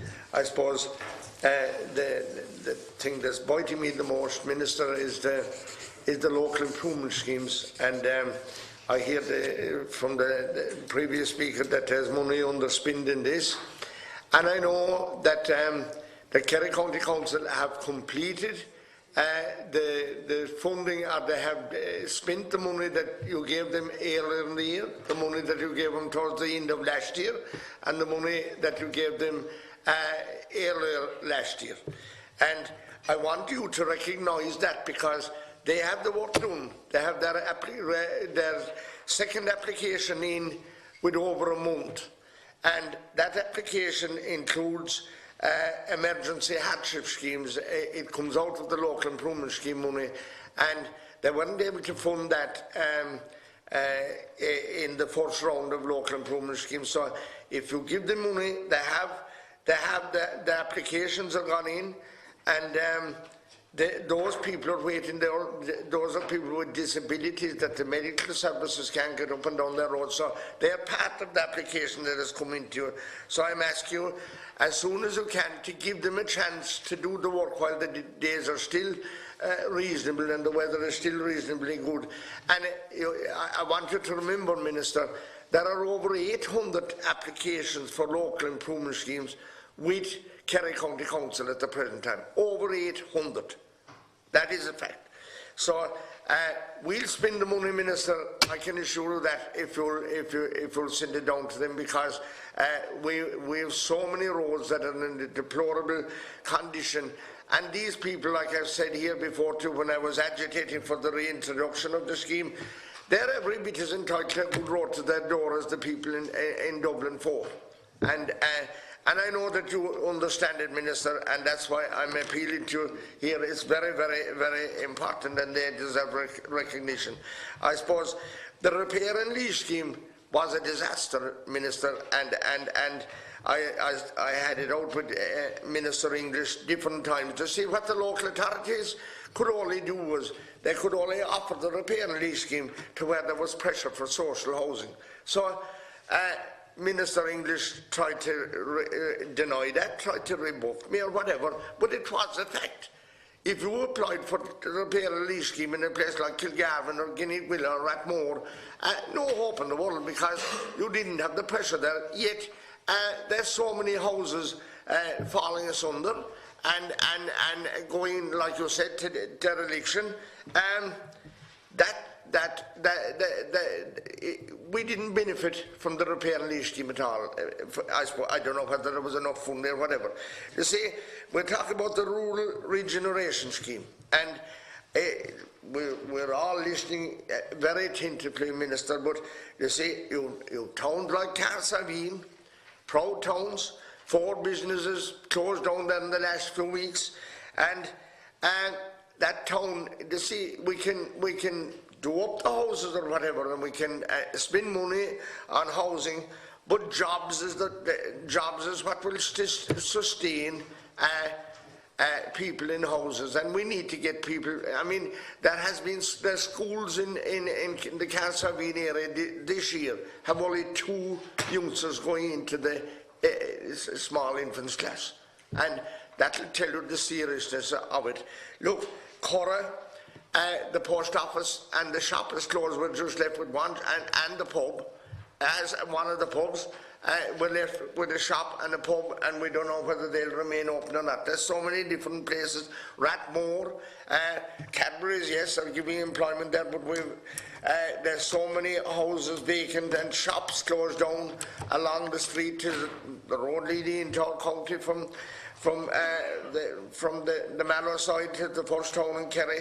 There's so many places that need jobs to sustain them, and I know that you can provide funding for houses, and you're doing your best to do that and to regenerate these places. But we need to consider how we're going to get jobs in there, and that's what I'm appealing to as well, Minister, because if you're going to regenerate and keep rural Ireland floating, that's what we need is jobs, especially Carey, so far away from anywhere. We need to get jobs down there. You're talking about the farmers' walks, and the people of the Éamon Peninsula are waiting for the greenway from Glen Bay to Carey, and I believe the local authority went down the wrong road. I don't know where they got the voice from. 3.5 years ago, they went down the CPO route, and it still hasn't materialised. There was a number of farmers that needed to be dealt with. Not that very much, but now that the CPO process is going on, there are more people, their dander is up because of the idea of CPOing the walk, Minister. What I'm asking you is to see if you could intervene and ensure that this walkway gets going by communication and by agreement rather than the CPO route, because I still think it's not too late to pull back from the CPO route and talk to the landowners involved. After all, Minister, the land, they had to either pay for it, going back generations, they had to fight hard to hold it. So they do need, they have a right to be spoken to, and I think it's still the fastest way of achieving this walkway, from a very important greenway from Glen Bay to Carey, because the people of Carey really need it and really need this boost. Thank you very much, Chairman. Senator Maura Hopkins, please. Thank you, Chair. like other colleagues, I want to sincerely congratulate now Minister Seán Canney on his new appointment. As others have said, you've sat on this side of the table, so you have, and living in a rural area, you have a very good grasp of the challenges which face us. So, very best of luck in your new role. Just a number of points, really. Firstly, can I say how delighted we are in Roscommon that 780,000 was awarded in respect of the Town and Village Renewal Scheme this year. And I suppose the point I'd like to make in relation to that is that that impacted 7 towns and villages across the county. But it is, I suppose within that scheme, it's a decent amount of money to make an impact. And I think as we see the economy improving, it's good to see increases in terms of the allocation with regard to that impact. Obviously, it's good, Minister, that you have said that you anticipate the scheme will be further rolled out. Do you expect further changes to be made, particularly with regard to the economic impact? So are there further changes in that? Secondly, last April, I think it was, you spoke in Roscommon, the Abbey Hotel, at the launch of the Bearer Breffni, and you were asked specifically in terms of the walk scheme, and you know, you're very much a man of your word. You said that you hoped to extend the walk scheme, and it's extremely positive that an additional $2 million has been allocated in budget 2019. And I think it's really important, particularly being involved with a number of community groups in respect of the Bearer Breffni, that landowners are properly supported. So certainly we anticipate that that $2 million will impact positively within our area. And work is, you'll be happy to know that work is underway in respect of the money that you had allocated to the Bearer Breffni, almost $1 million. And work is particularly underway in Roscommon at the moment in respect of that. Can I just, I suppose, also mention Boyle being, and you've mentioned it, Minister, already, in respect of the pilot scheme, and I think it's, you know, it's a really good initiative in terms of trying to encourage town centre living. A lot of the challenges that Boyle has currently is in respect of accommodation, particularly with the, you know, fabulous tourist amenities such as Lough, such as King House, and trying to create footfall within the town. I know that preliminary work has taken place with regard to sort of scattered accommodation to support tourists or people who want to come into the area to stay overnight within the town centre. So I would be very hopeful with this money that the community will come up with, I suppose, innovative ideas to support that and to encourage town centre living. Just in respect of the Rural Regeneration Fund, I understand that the decisions will be made in November in respect of that. Can I just ask, or if it's possible for you to answer, how the applications will be prioritised or adjudicated? I know obviously there's a huge emphasis in terms of, again, economic benefit. So I'd like to see how you intend to kind of prioritise or adjudicate applications. Overall, I think it's really positive to see, you know, tangible funding being given to local communities. Any positive discrimination towards rural towns and villages is what we need. In terms of, as Senator O'Sullivan said, in terms of encouraging balanced regional development.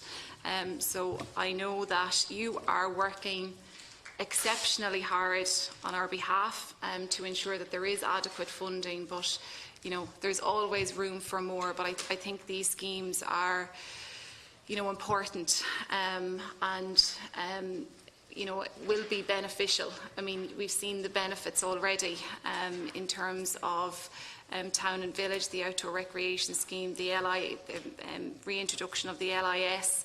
You know, a lot of the schemes we're seeing benefit, but obviously we need further positive discrimination towards rural towns and villages. Thank you. Thanks very much, Senator. Deputy Fitzmaurice. First of all, thanks for your presentation. I want to congratulate the man I showed the ropes to a few years ago, Mr. Canney, on his new appointment, and I wish him the best of luck. Minister Ring, look, at a lot of the schemes you've brought out has been successful. That's the first thing. I'm not here to go criticising you.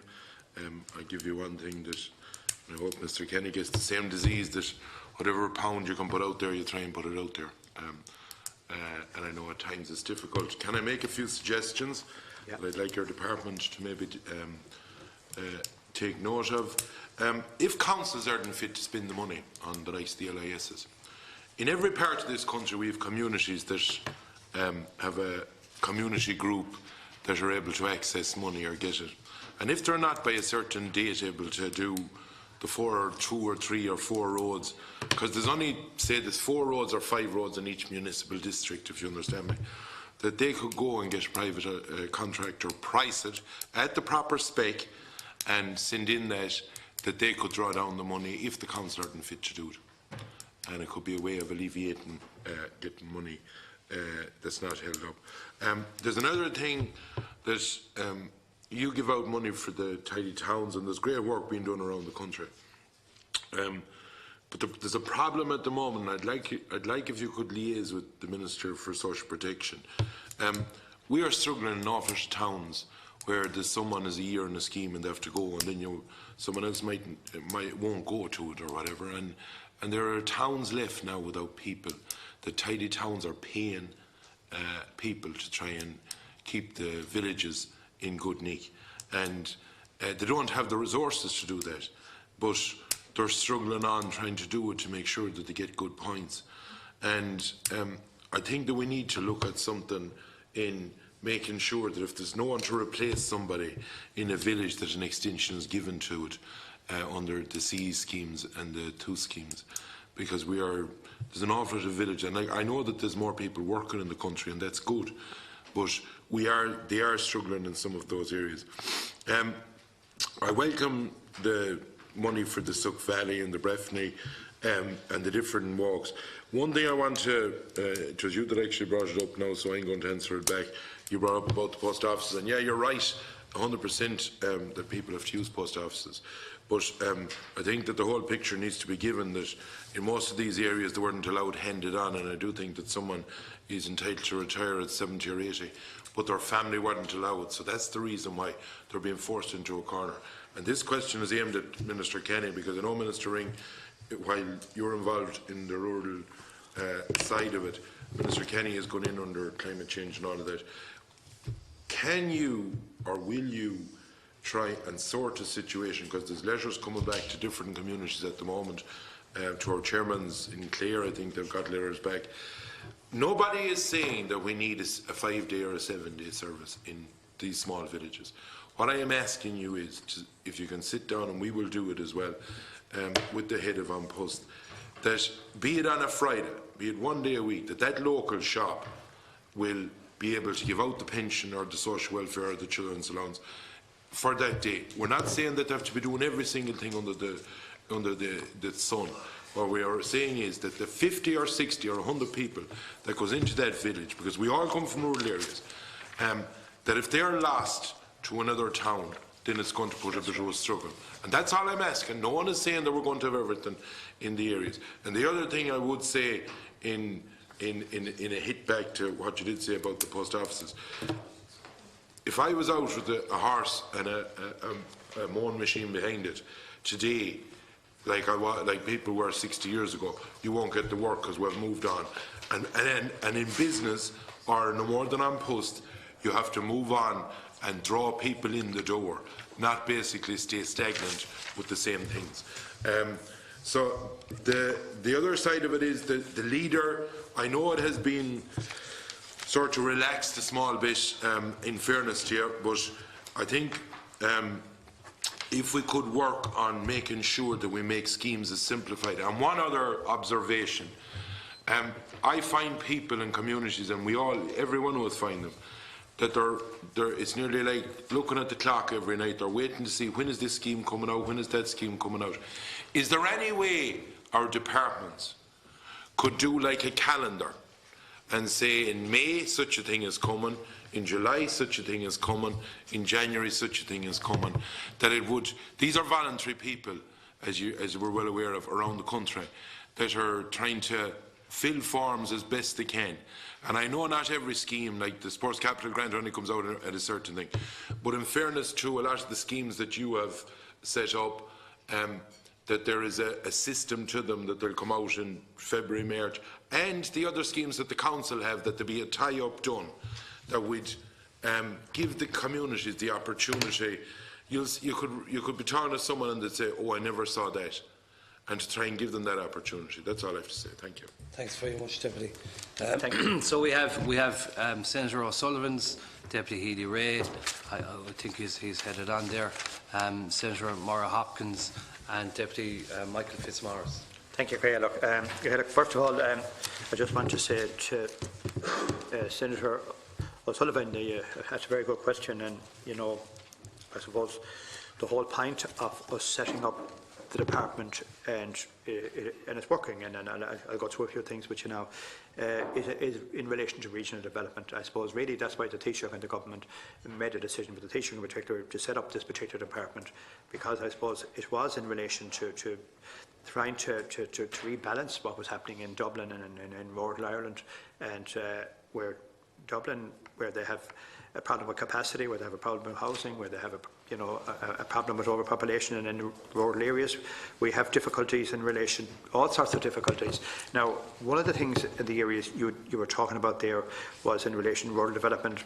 That's why we set up the action plan for rural development, and I chair that grouping myself, and we bring in all the different agencies, the state agencies, government departments, and I also have a second role in relation to regional development in the Cabinet.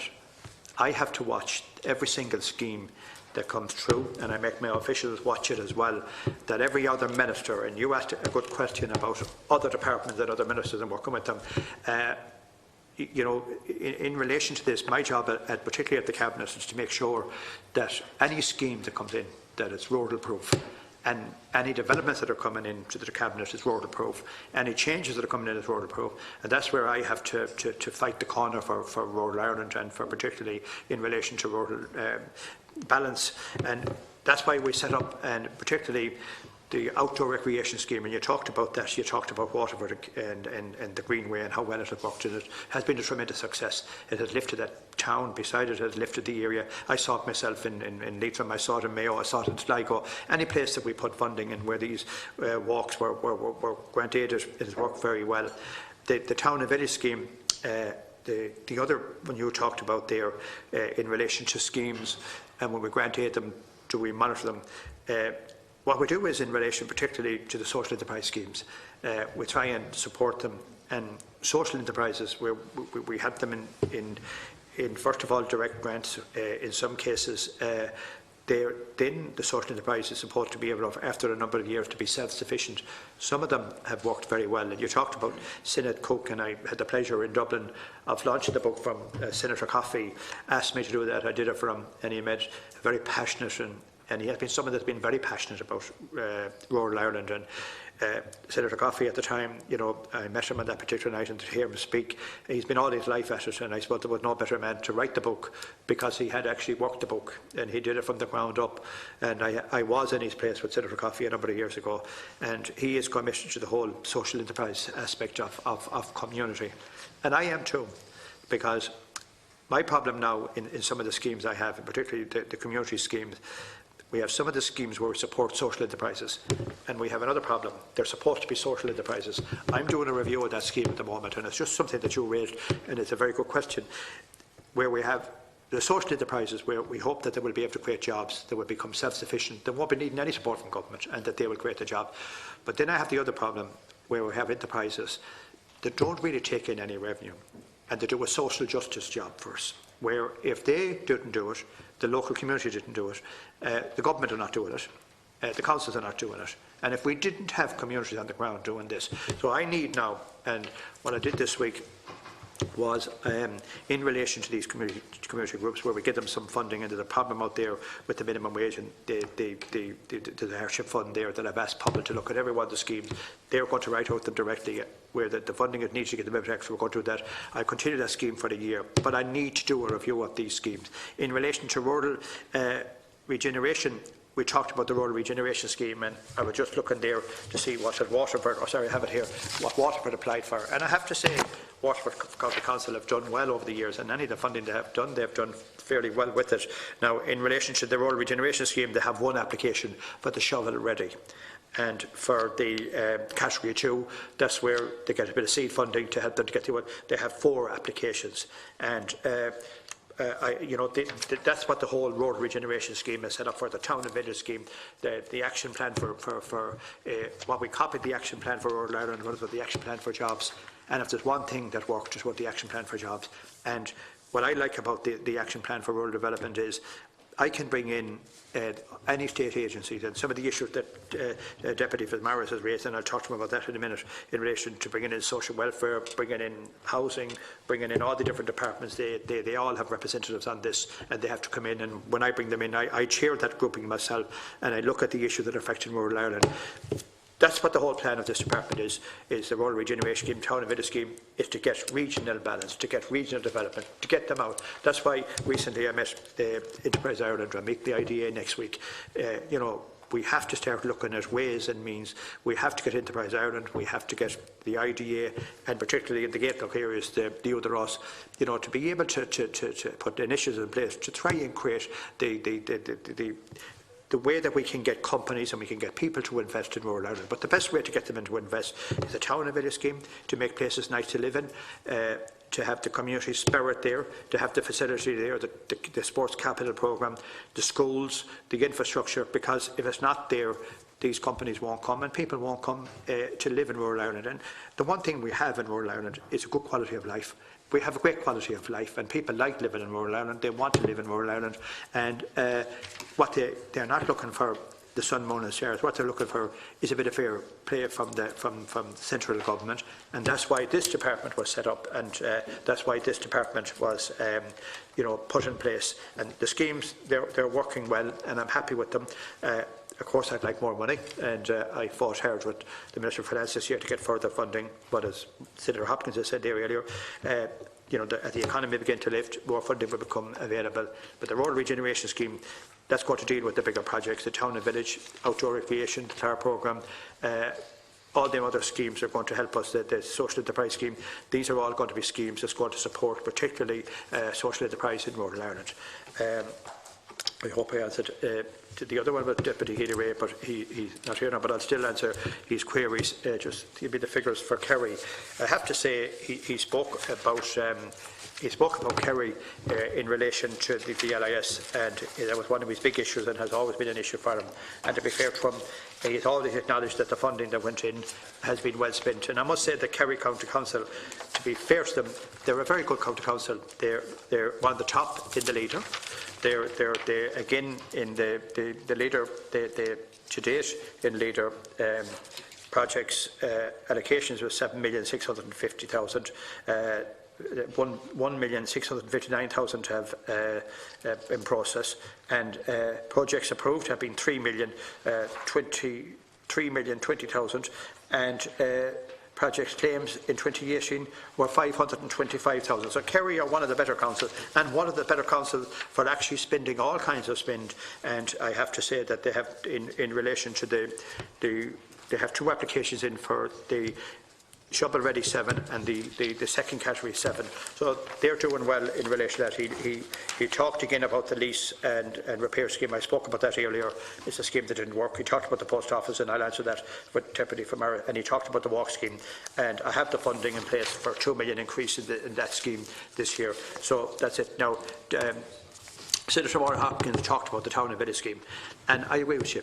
I think it's the best scheme for rural Ireland.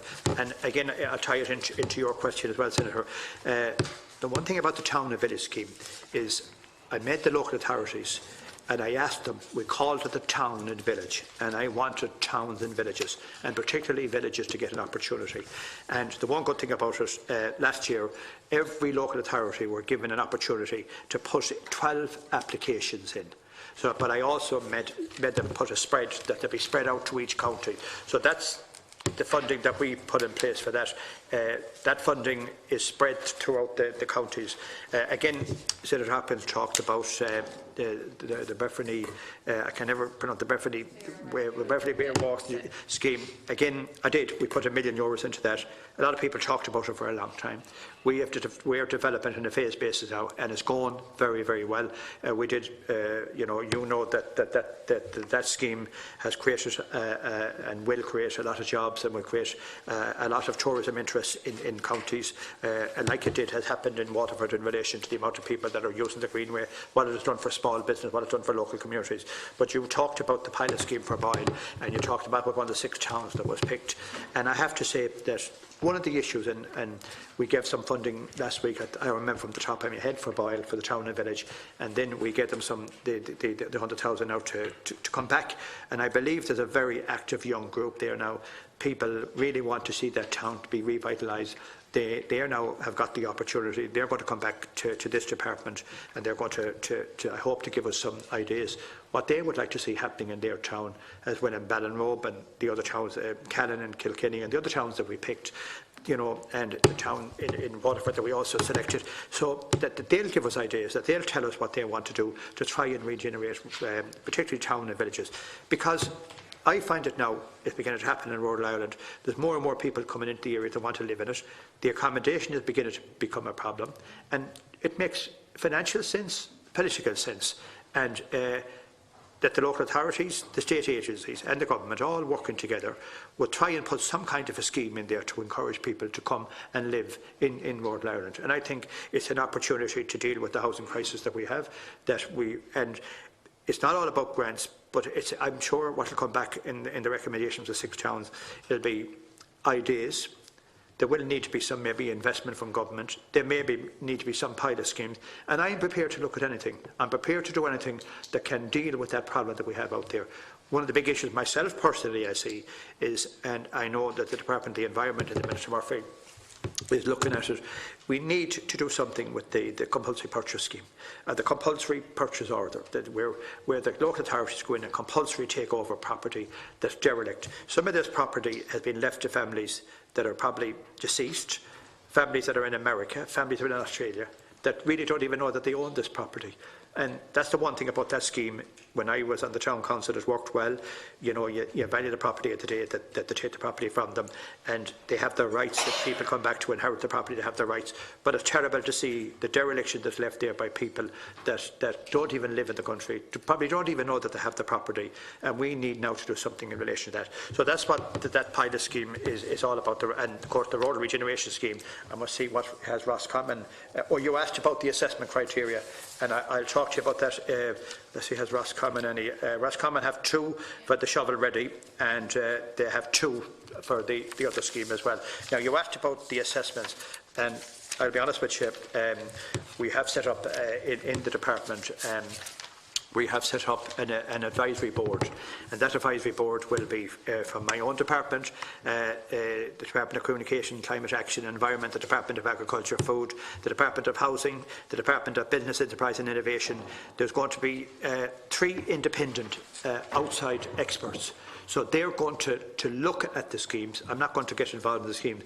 They're going to make recommendations to me. But one of the criteria I will be saying to that group is that I want a mix. I want a spread, and I want to see a spread all over the country. I don't want to see where maybe some counties put in very, very good schemes that they'll be all in one county. I'd like to see a good spread. And so the evaluation, the advisory board is there.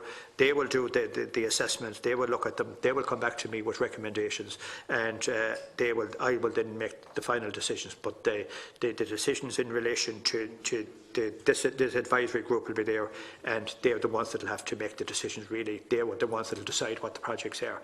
I don't think it'll be right for me. I don't think it'll be right for my department. I think the way we're doing it with the advisory board, I think it's the best way to do it, and I think it's a more independent way of doing it. And whatever they come up with, we will then, as I said, the one thing I wanted to see them doing is making sure there's a spread across the country.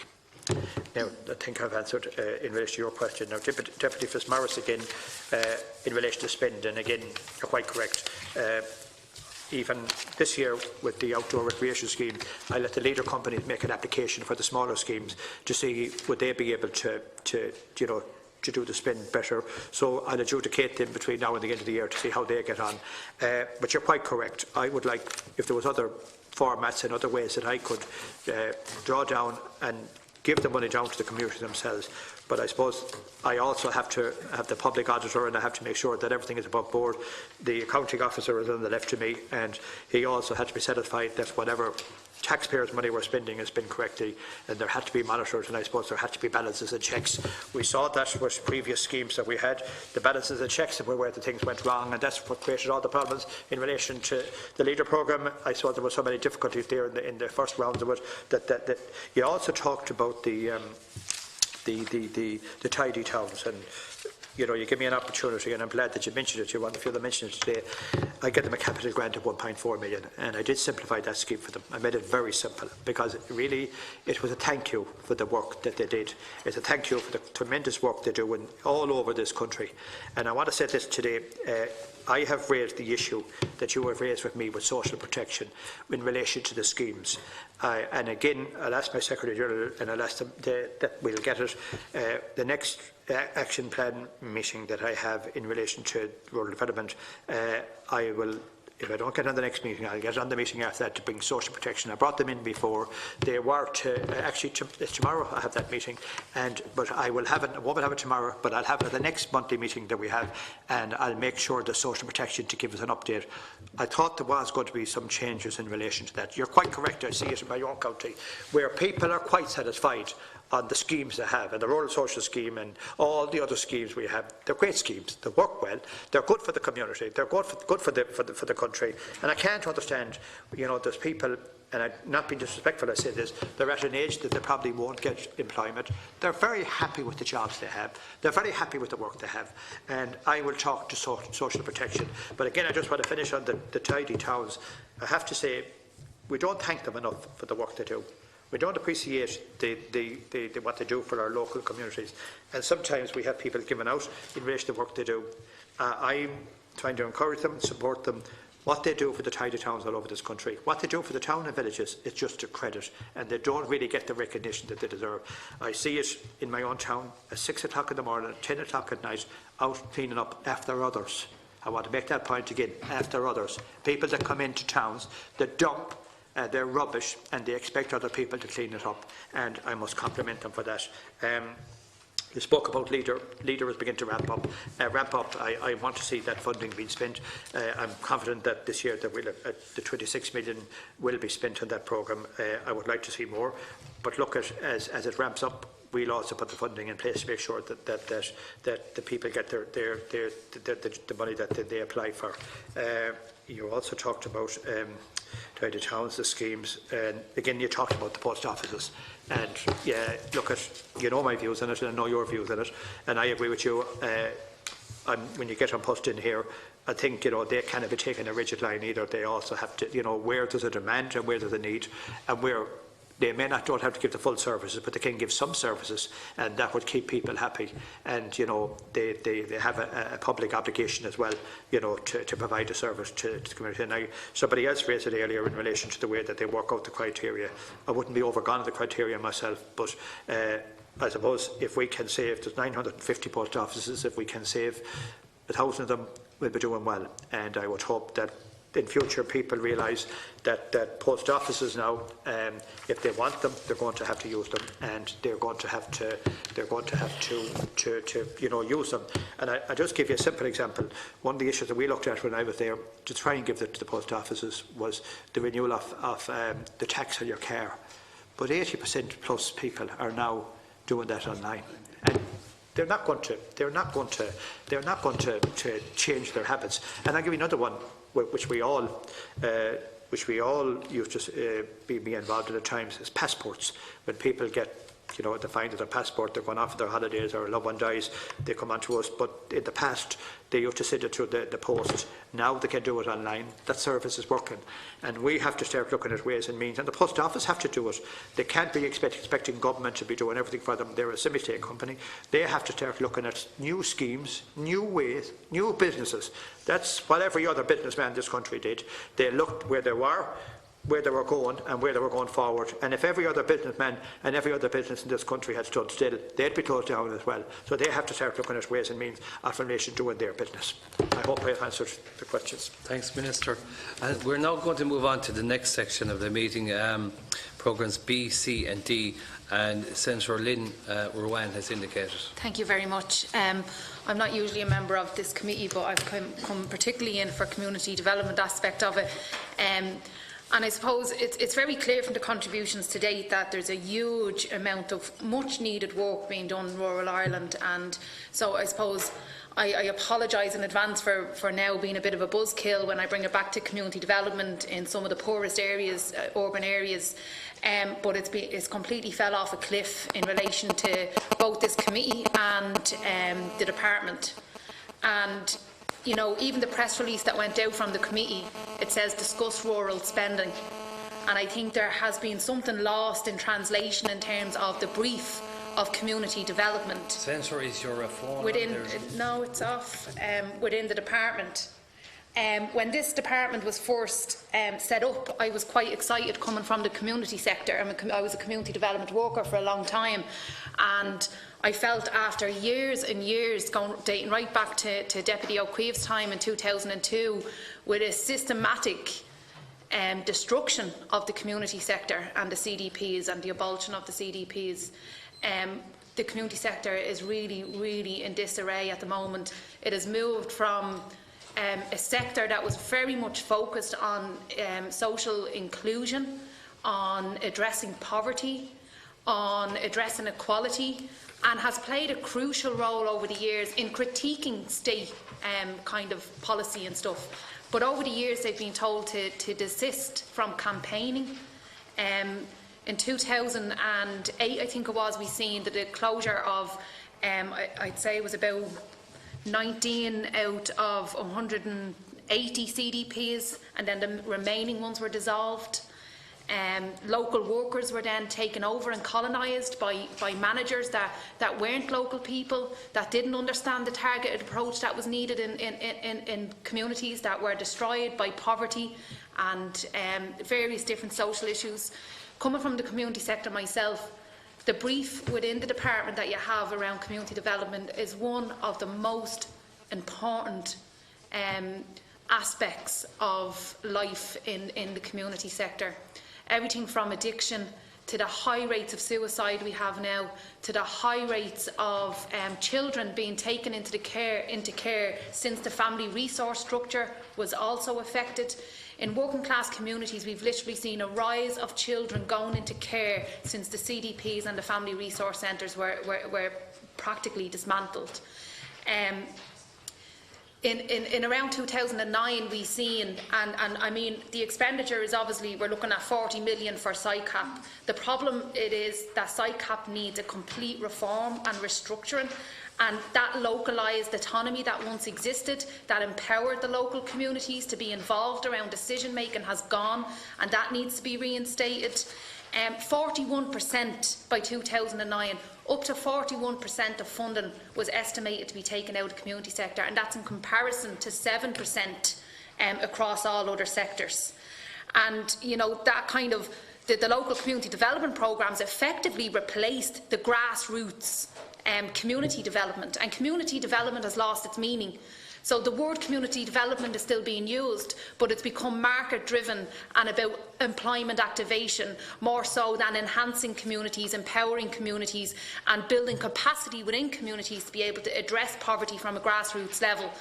And and I think maybe it's lost within the wider department because the rural and regional development stuff is so large and understandably, and I understand that the attention that it needs, but I think maybe the role of community development has become somewhat lost in the amount of, I suppose, championing that has been done, and that's not even only from your department. I think that's politically in general. There doesn't seem to be any champions of the local community development structure. I certainly have looked in on this committee since it's set up, because it was between myself and Grace who took the position, and I said, okay, I'll step back and you can take the position. And I've watched, and I've just not watched the community development kind of aspect come into it, that local poverty, the social exclusion on that level. So I suppose my ask to you is, obviously we need to look at restoring funding to that sector, have some targeted approaches. There will be a launch of a report in a few weeks, so I unfortunately can't give it to you now, but it will be launched, and it's entitled "The Systematic Destruction of Community Development and the Impact of That." And I suppose my ask to you at this point is to let me support you and help you in your department in terms of refocusing some of those efforts towards the community development. Maybe we need to carry out some sort of review or analysis of what's happened in the past 10 years within the community sector and the effect that the cuts and the restructuring has had. Also look at reinstating a huge portion of that funding, and also being willing to look at the failings of SICAP and the failing of the kind of managerialism that has kind of set in the community sector, where people from outside the community sector have now come in with a very business-like model, and it's being imposed at a local level, and it's just not working. And I suppose for me, I wanted to come here today to kind of put some of that back on the agenda. And I know the communities that I work with, North Clondalkin is living in absolute you'd swear it was the 60s in terms of the lack of investment, that the community is destroyed completely. Inchicore, Athy, Tala West, the whole family resource structure. And I suppose, I've been meeting with them communities, and I know some of them didn't even know that community development was in this department. I had to tell many of the communities that there was a minister in place in control of this, so there's some lack of acknowledgement, or there's some sort of distance between the community development sector and this. I think people think it's only for rural development, and that maybe if there's something we can do to change that perception and to put the urban question in terms of the poorest communities in urban centres. And that if maybe yourself and your department, if I can bring those community sectors together, that you will come and meet us and kind of be brought up to speed. Because I know you came into this department, and this destruction started long ago, without pointing any fingers in this direction. In terms of that local decision making was kind of really brought back central to the department, central to the state, and it completely disempowered and disenfranchised the amazing work that was happening on the ground. So I would love to have the opportunity to engage with you and your department and support you and your department in just bringing some of that to the fore, and to help these communities that are really, really struggling, and to look at the structure of SICAP as it currently is. Thank you. Thanks, Senator. Deputy Éamon of Cuív, and I'll bring in Senator Grace O'Sullivan. And just to be conscious of the time, because this meeting will end at 1 o'clock. First of all, I'd like to join in the congratulations of Minister Seán Canney. He might outline the specific responsibilities he has, and I wish him well in the department. It will be a challenge for however long the government lasts. It's up to my boss. Not up to me personally, unfortunately.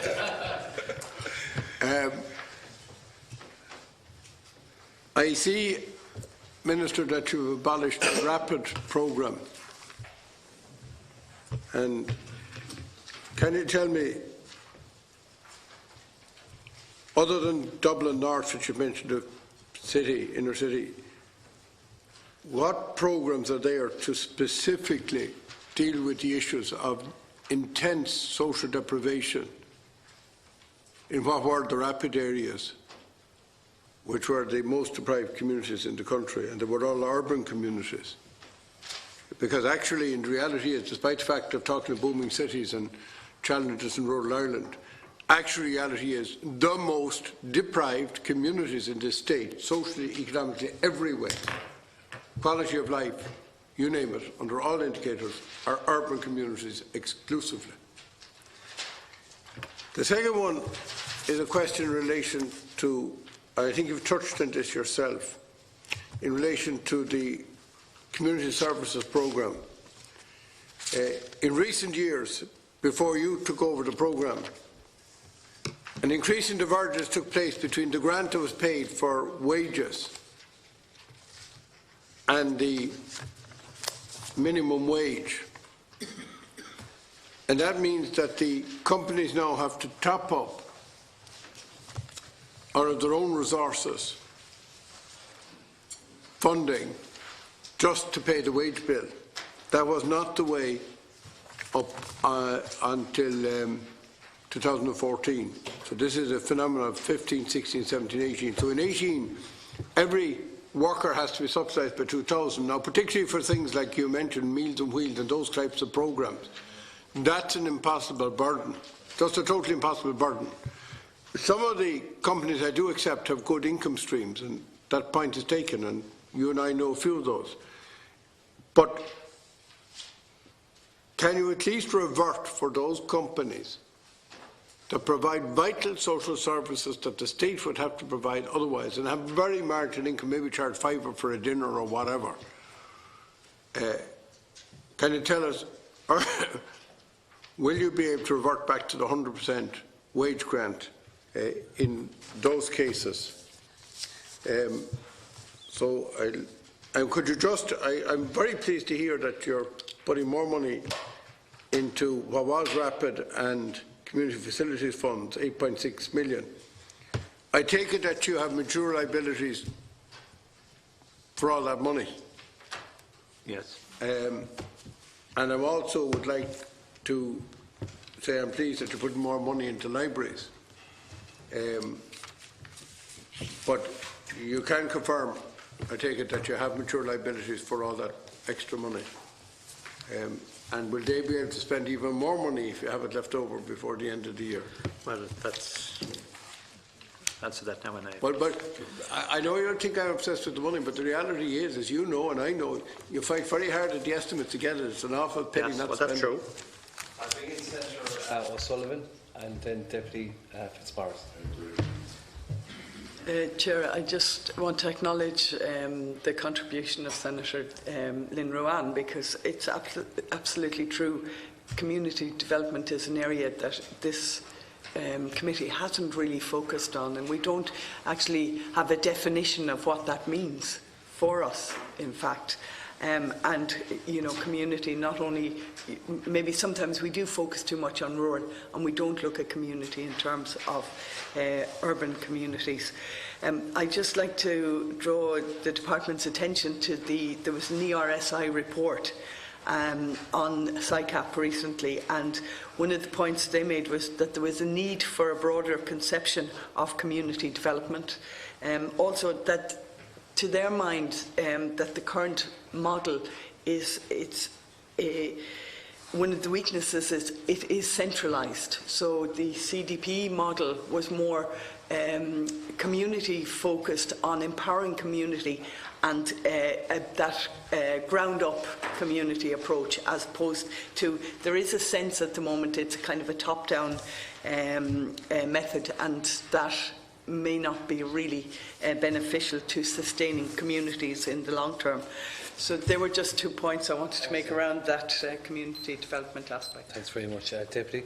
Yeah, just to clarify, Minister, in case you picked me up wrong, in new ideas of maybe trying to get money out, I was specifically talking about the likes of the LIS, where there is a list of the roads, there is a value on them, and that if a council at a certain date couldn't do it, and that a community were willing to take it on, within reason, that it wouldn't be coming at the 11th hour and the 59th minute, that they could do it, providing that they were within the prices and the guidelines of what the council had set out. That's all. Okay, so Minister. Thank you very much.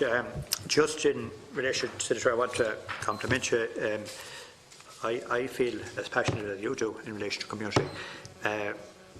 in relation to particularly to allocations. This year alone, my department and our department, I hate my department, our department is spending 133 million in relation to community, and that's very important. And the department, I take the community, and particularly the SICAP programme, Community Enhancement Programme, all these programmes, I take them very seriously, because there's no such thing as rural or urban poverty. It's everywhere. And I have a role. I don't look at it as rural. My job in the community sector is to look both at urban and rural. And that's why, in relation to particularly the SICAP programme, that was one of the programmes we announced last year. It's a 5-year programme. 190 million has been allocated to that. Now, we did a review of that programme. You asked about the review. I didn't do it, the department didn't do it. We got outside experts to do that review. And from that review, we made 15, I think, there was 15 recommendations, we accepted them all. And one of the things we did in the programme, we made it more flexible, give the groups more power themselves to deal with the problems. And one of the recommendations from the top of my head from reading the report, one of them was in relation to one-to-one, where there might have been a lot of group work there. There was a need there for one-to-one, where people, whether it was applying for a job, whether it was to read or write, or whether it was whatever the capacity that they needed. And that SICAP programme, I was down recently in Limerick, and I saw that programme working at its best. What it does for community, the lift it gives communities, the self-respect it gives to people. They get an opportunity, they get a second opportunity, in some cases a third opportunity, and rightly so. They're in disadvantaged areas. I was in the middle of Dublin City last year with the Minister for Finance. I'll be there again tomorrow, where we have further funding for disadvantaged communities. And it's important that these programmes are kept. And I just the 28 target is yes, is to assist 27,452 individuals and 2,219 community groups, and it's important that we support them. You're right. These are groups that are out there at the coalface, dealing with community, dealing with social problems, dealing with all sorts of problems, and I try to support them in whatever way I can. And you're quite correct. Over the years, a lot of these programmes were, because of the recession and of the country and the economy, there was major setback. So I'm committed to SICAP. To me, it's one of the flagship programmes. It's one that it's evaluated on a regular basis, and I certainly will be working with communities. I'll be working with people like yourself.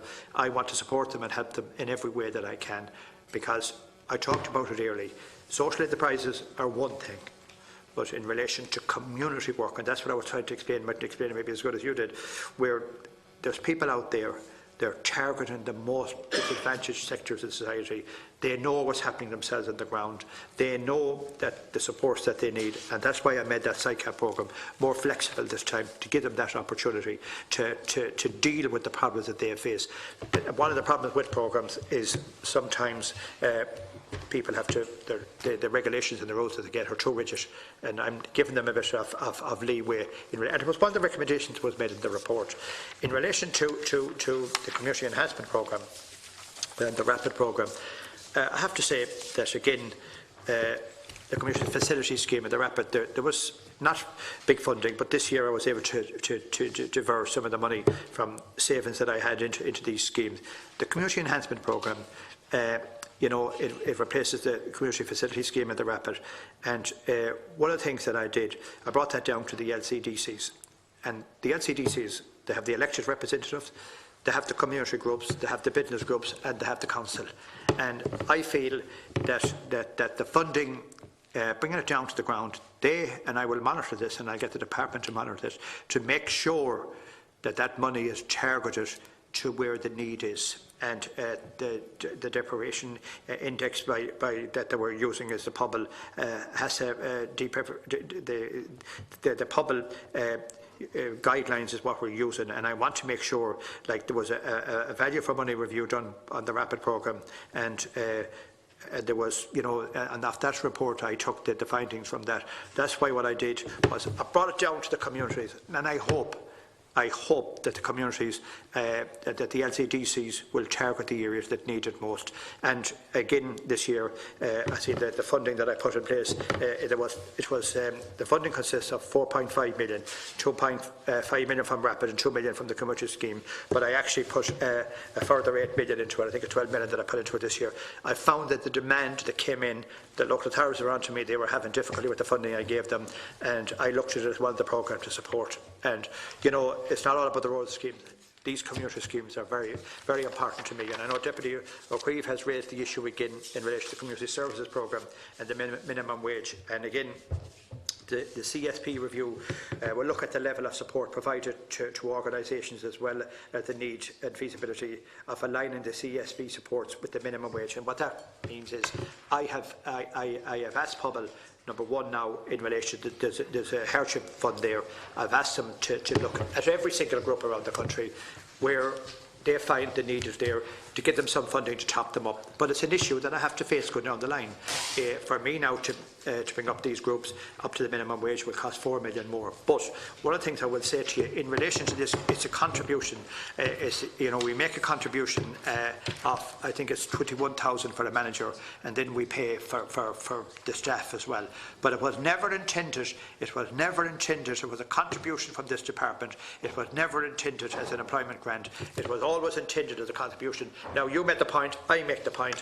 Some of these are social enterprises that can well match the top-up. And that's what I'm asking Pobble to look at, where they're able to pay the minimum wage and they don't need the top-up. I need to give it to the groups that don't have the ways and means of actually being able to raise funding themselves. And that's what I'm doing on that. So I'm also doing a review, and I'm hoping that to have that completed for 2019, because that review needs to be done.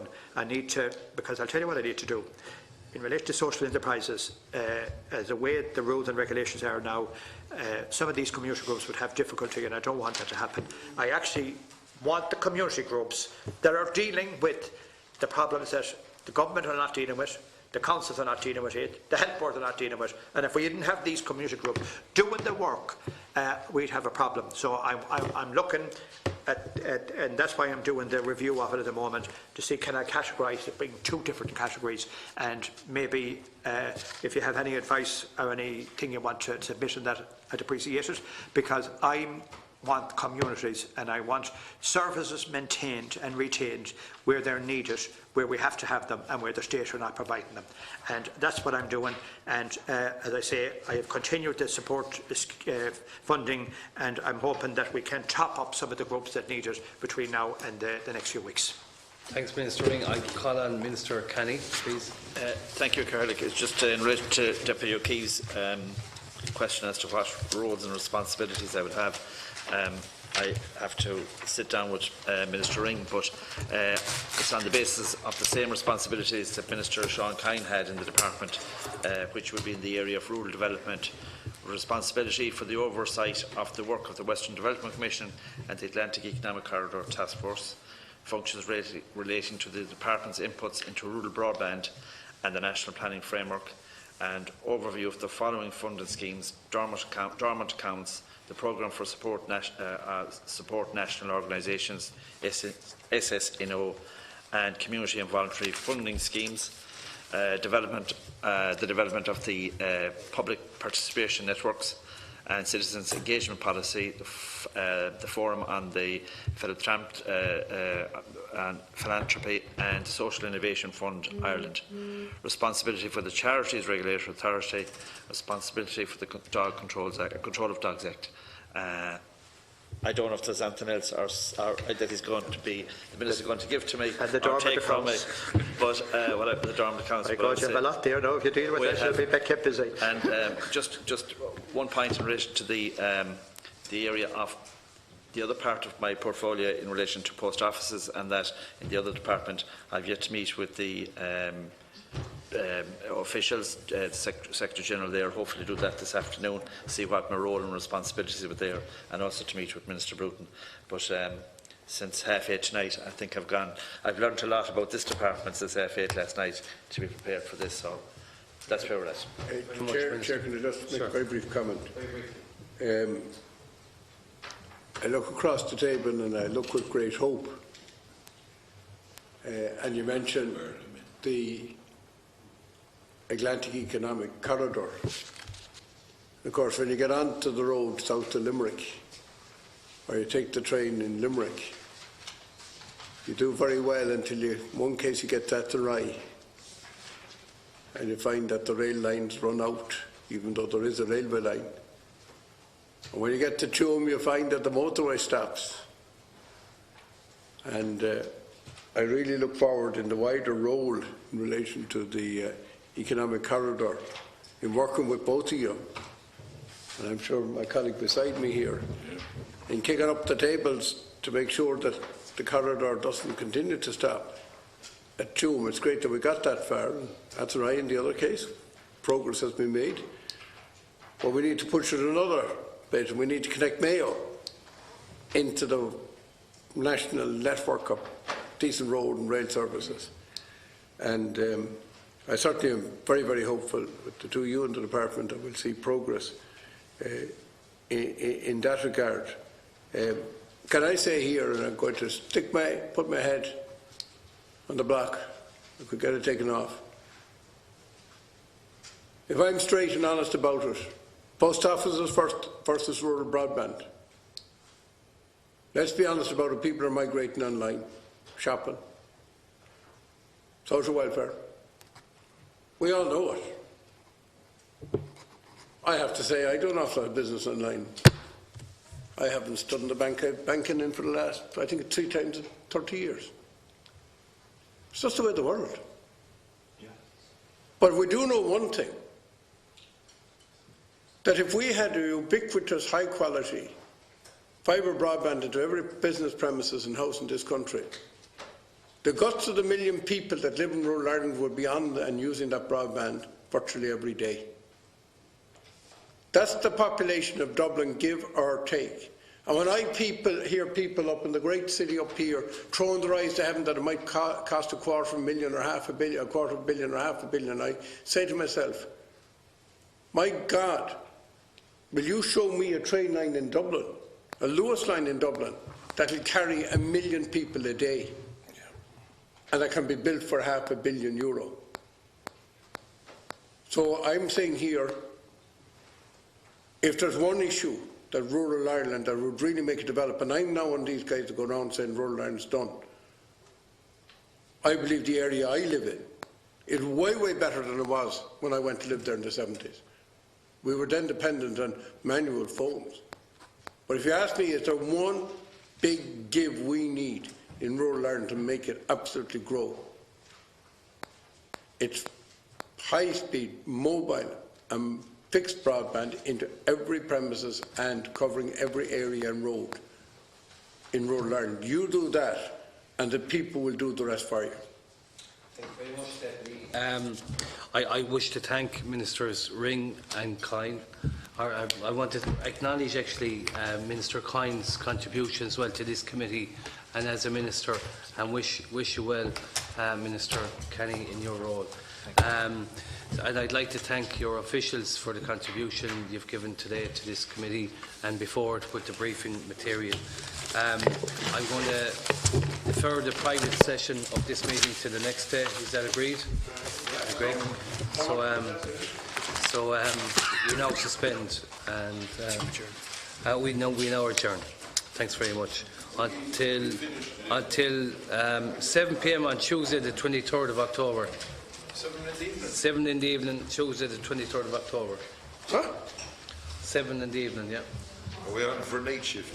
Night shift. Danger, man.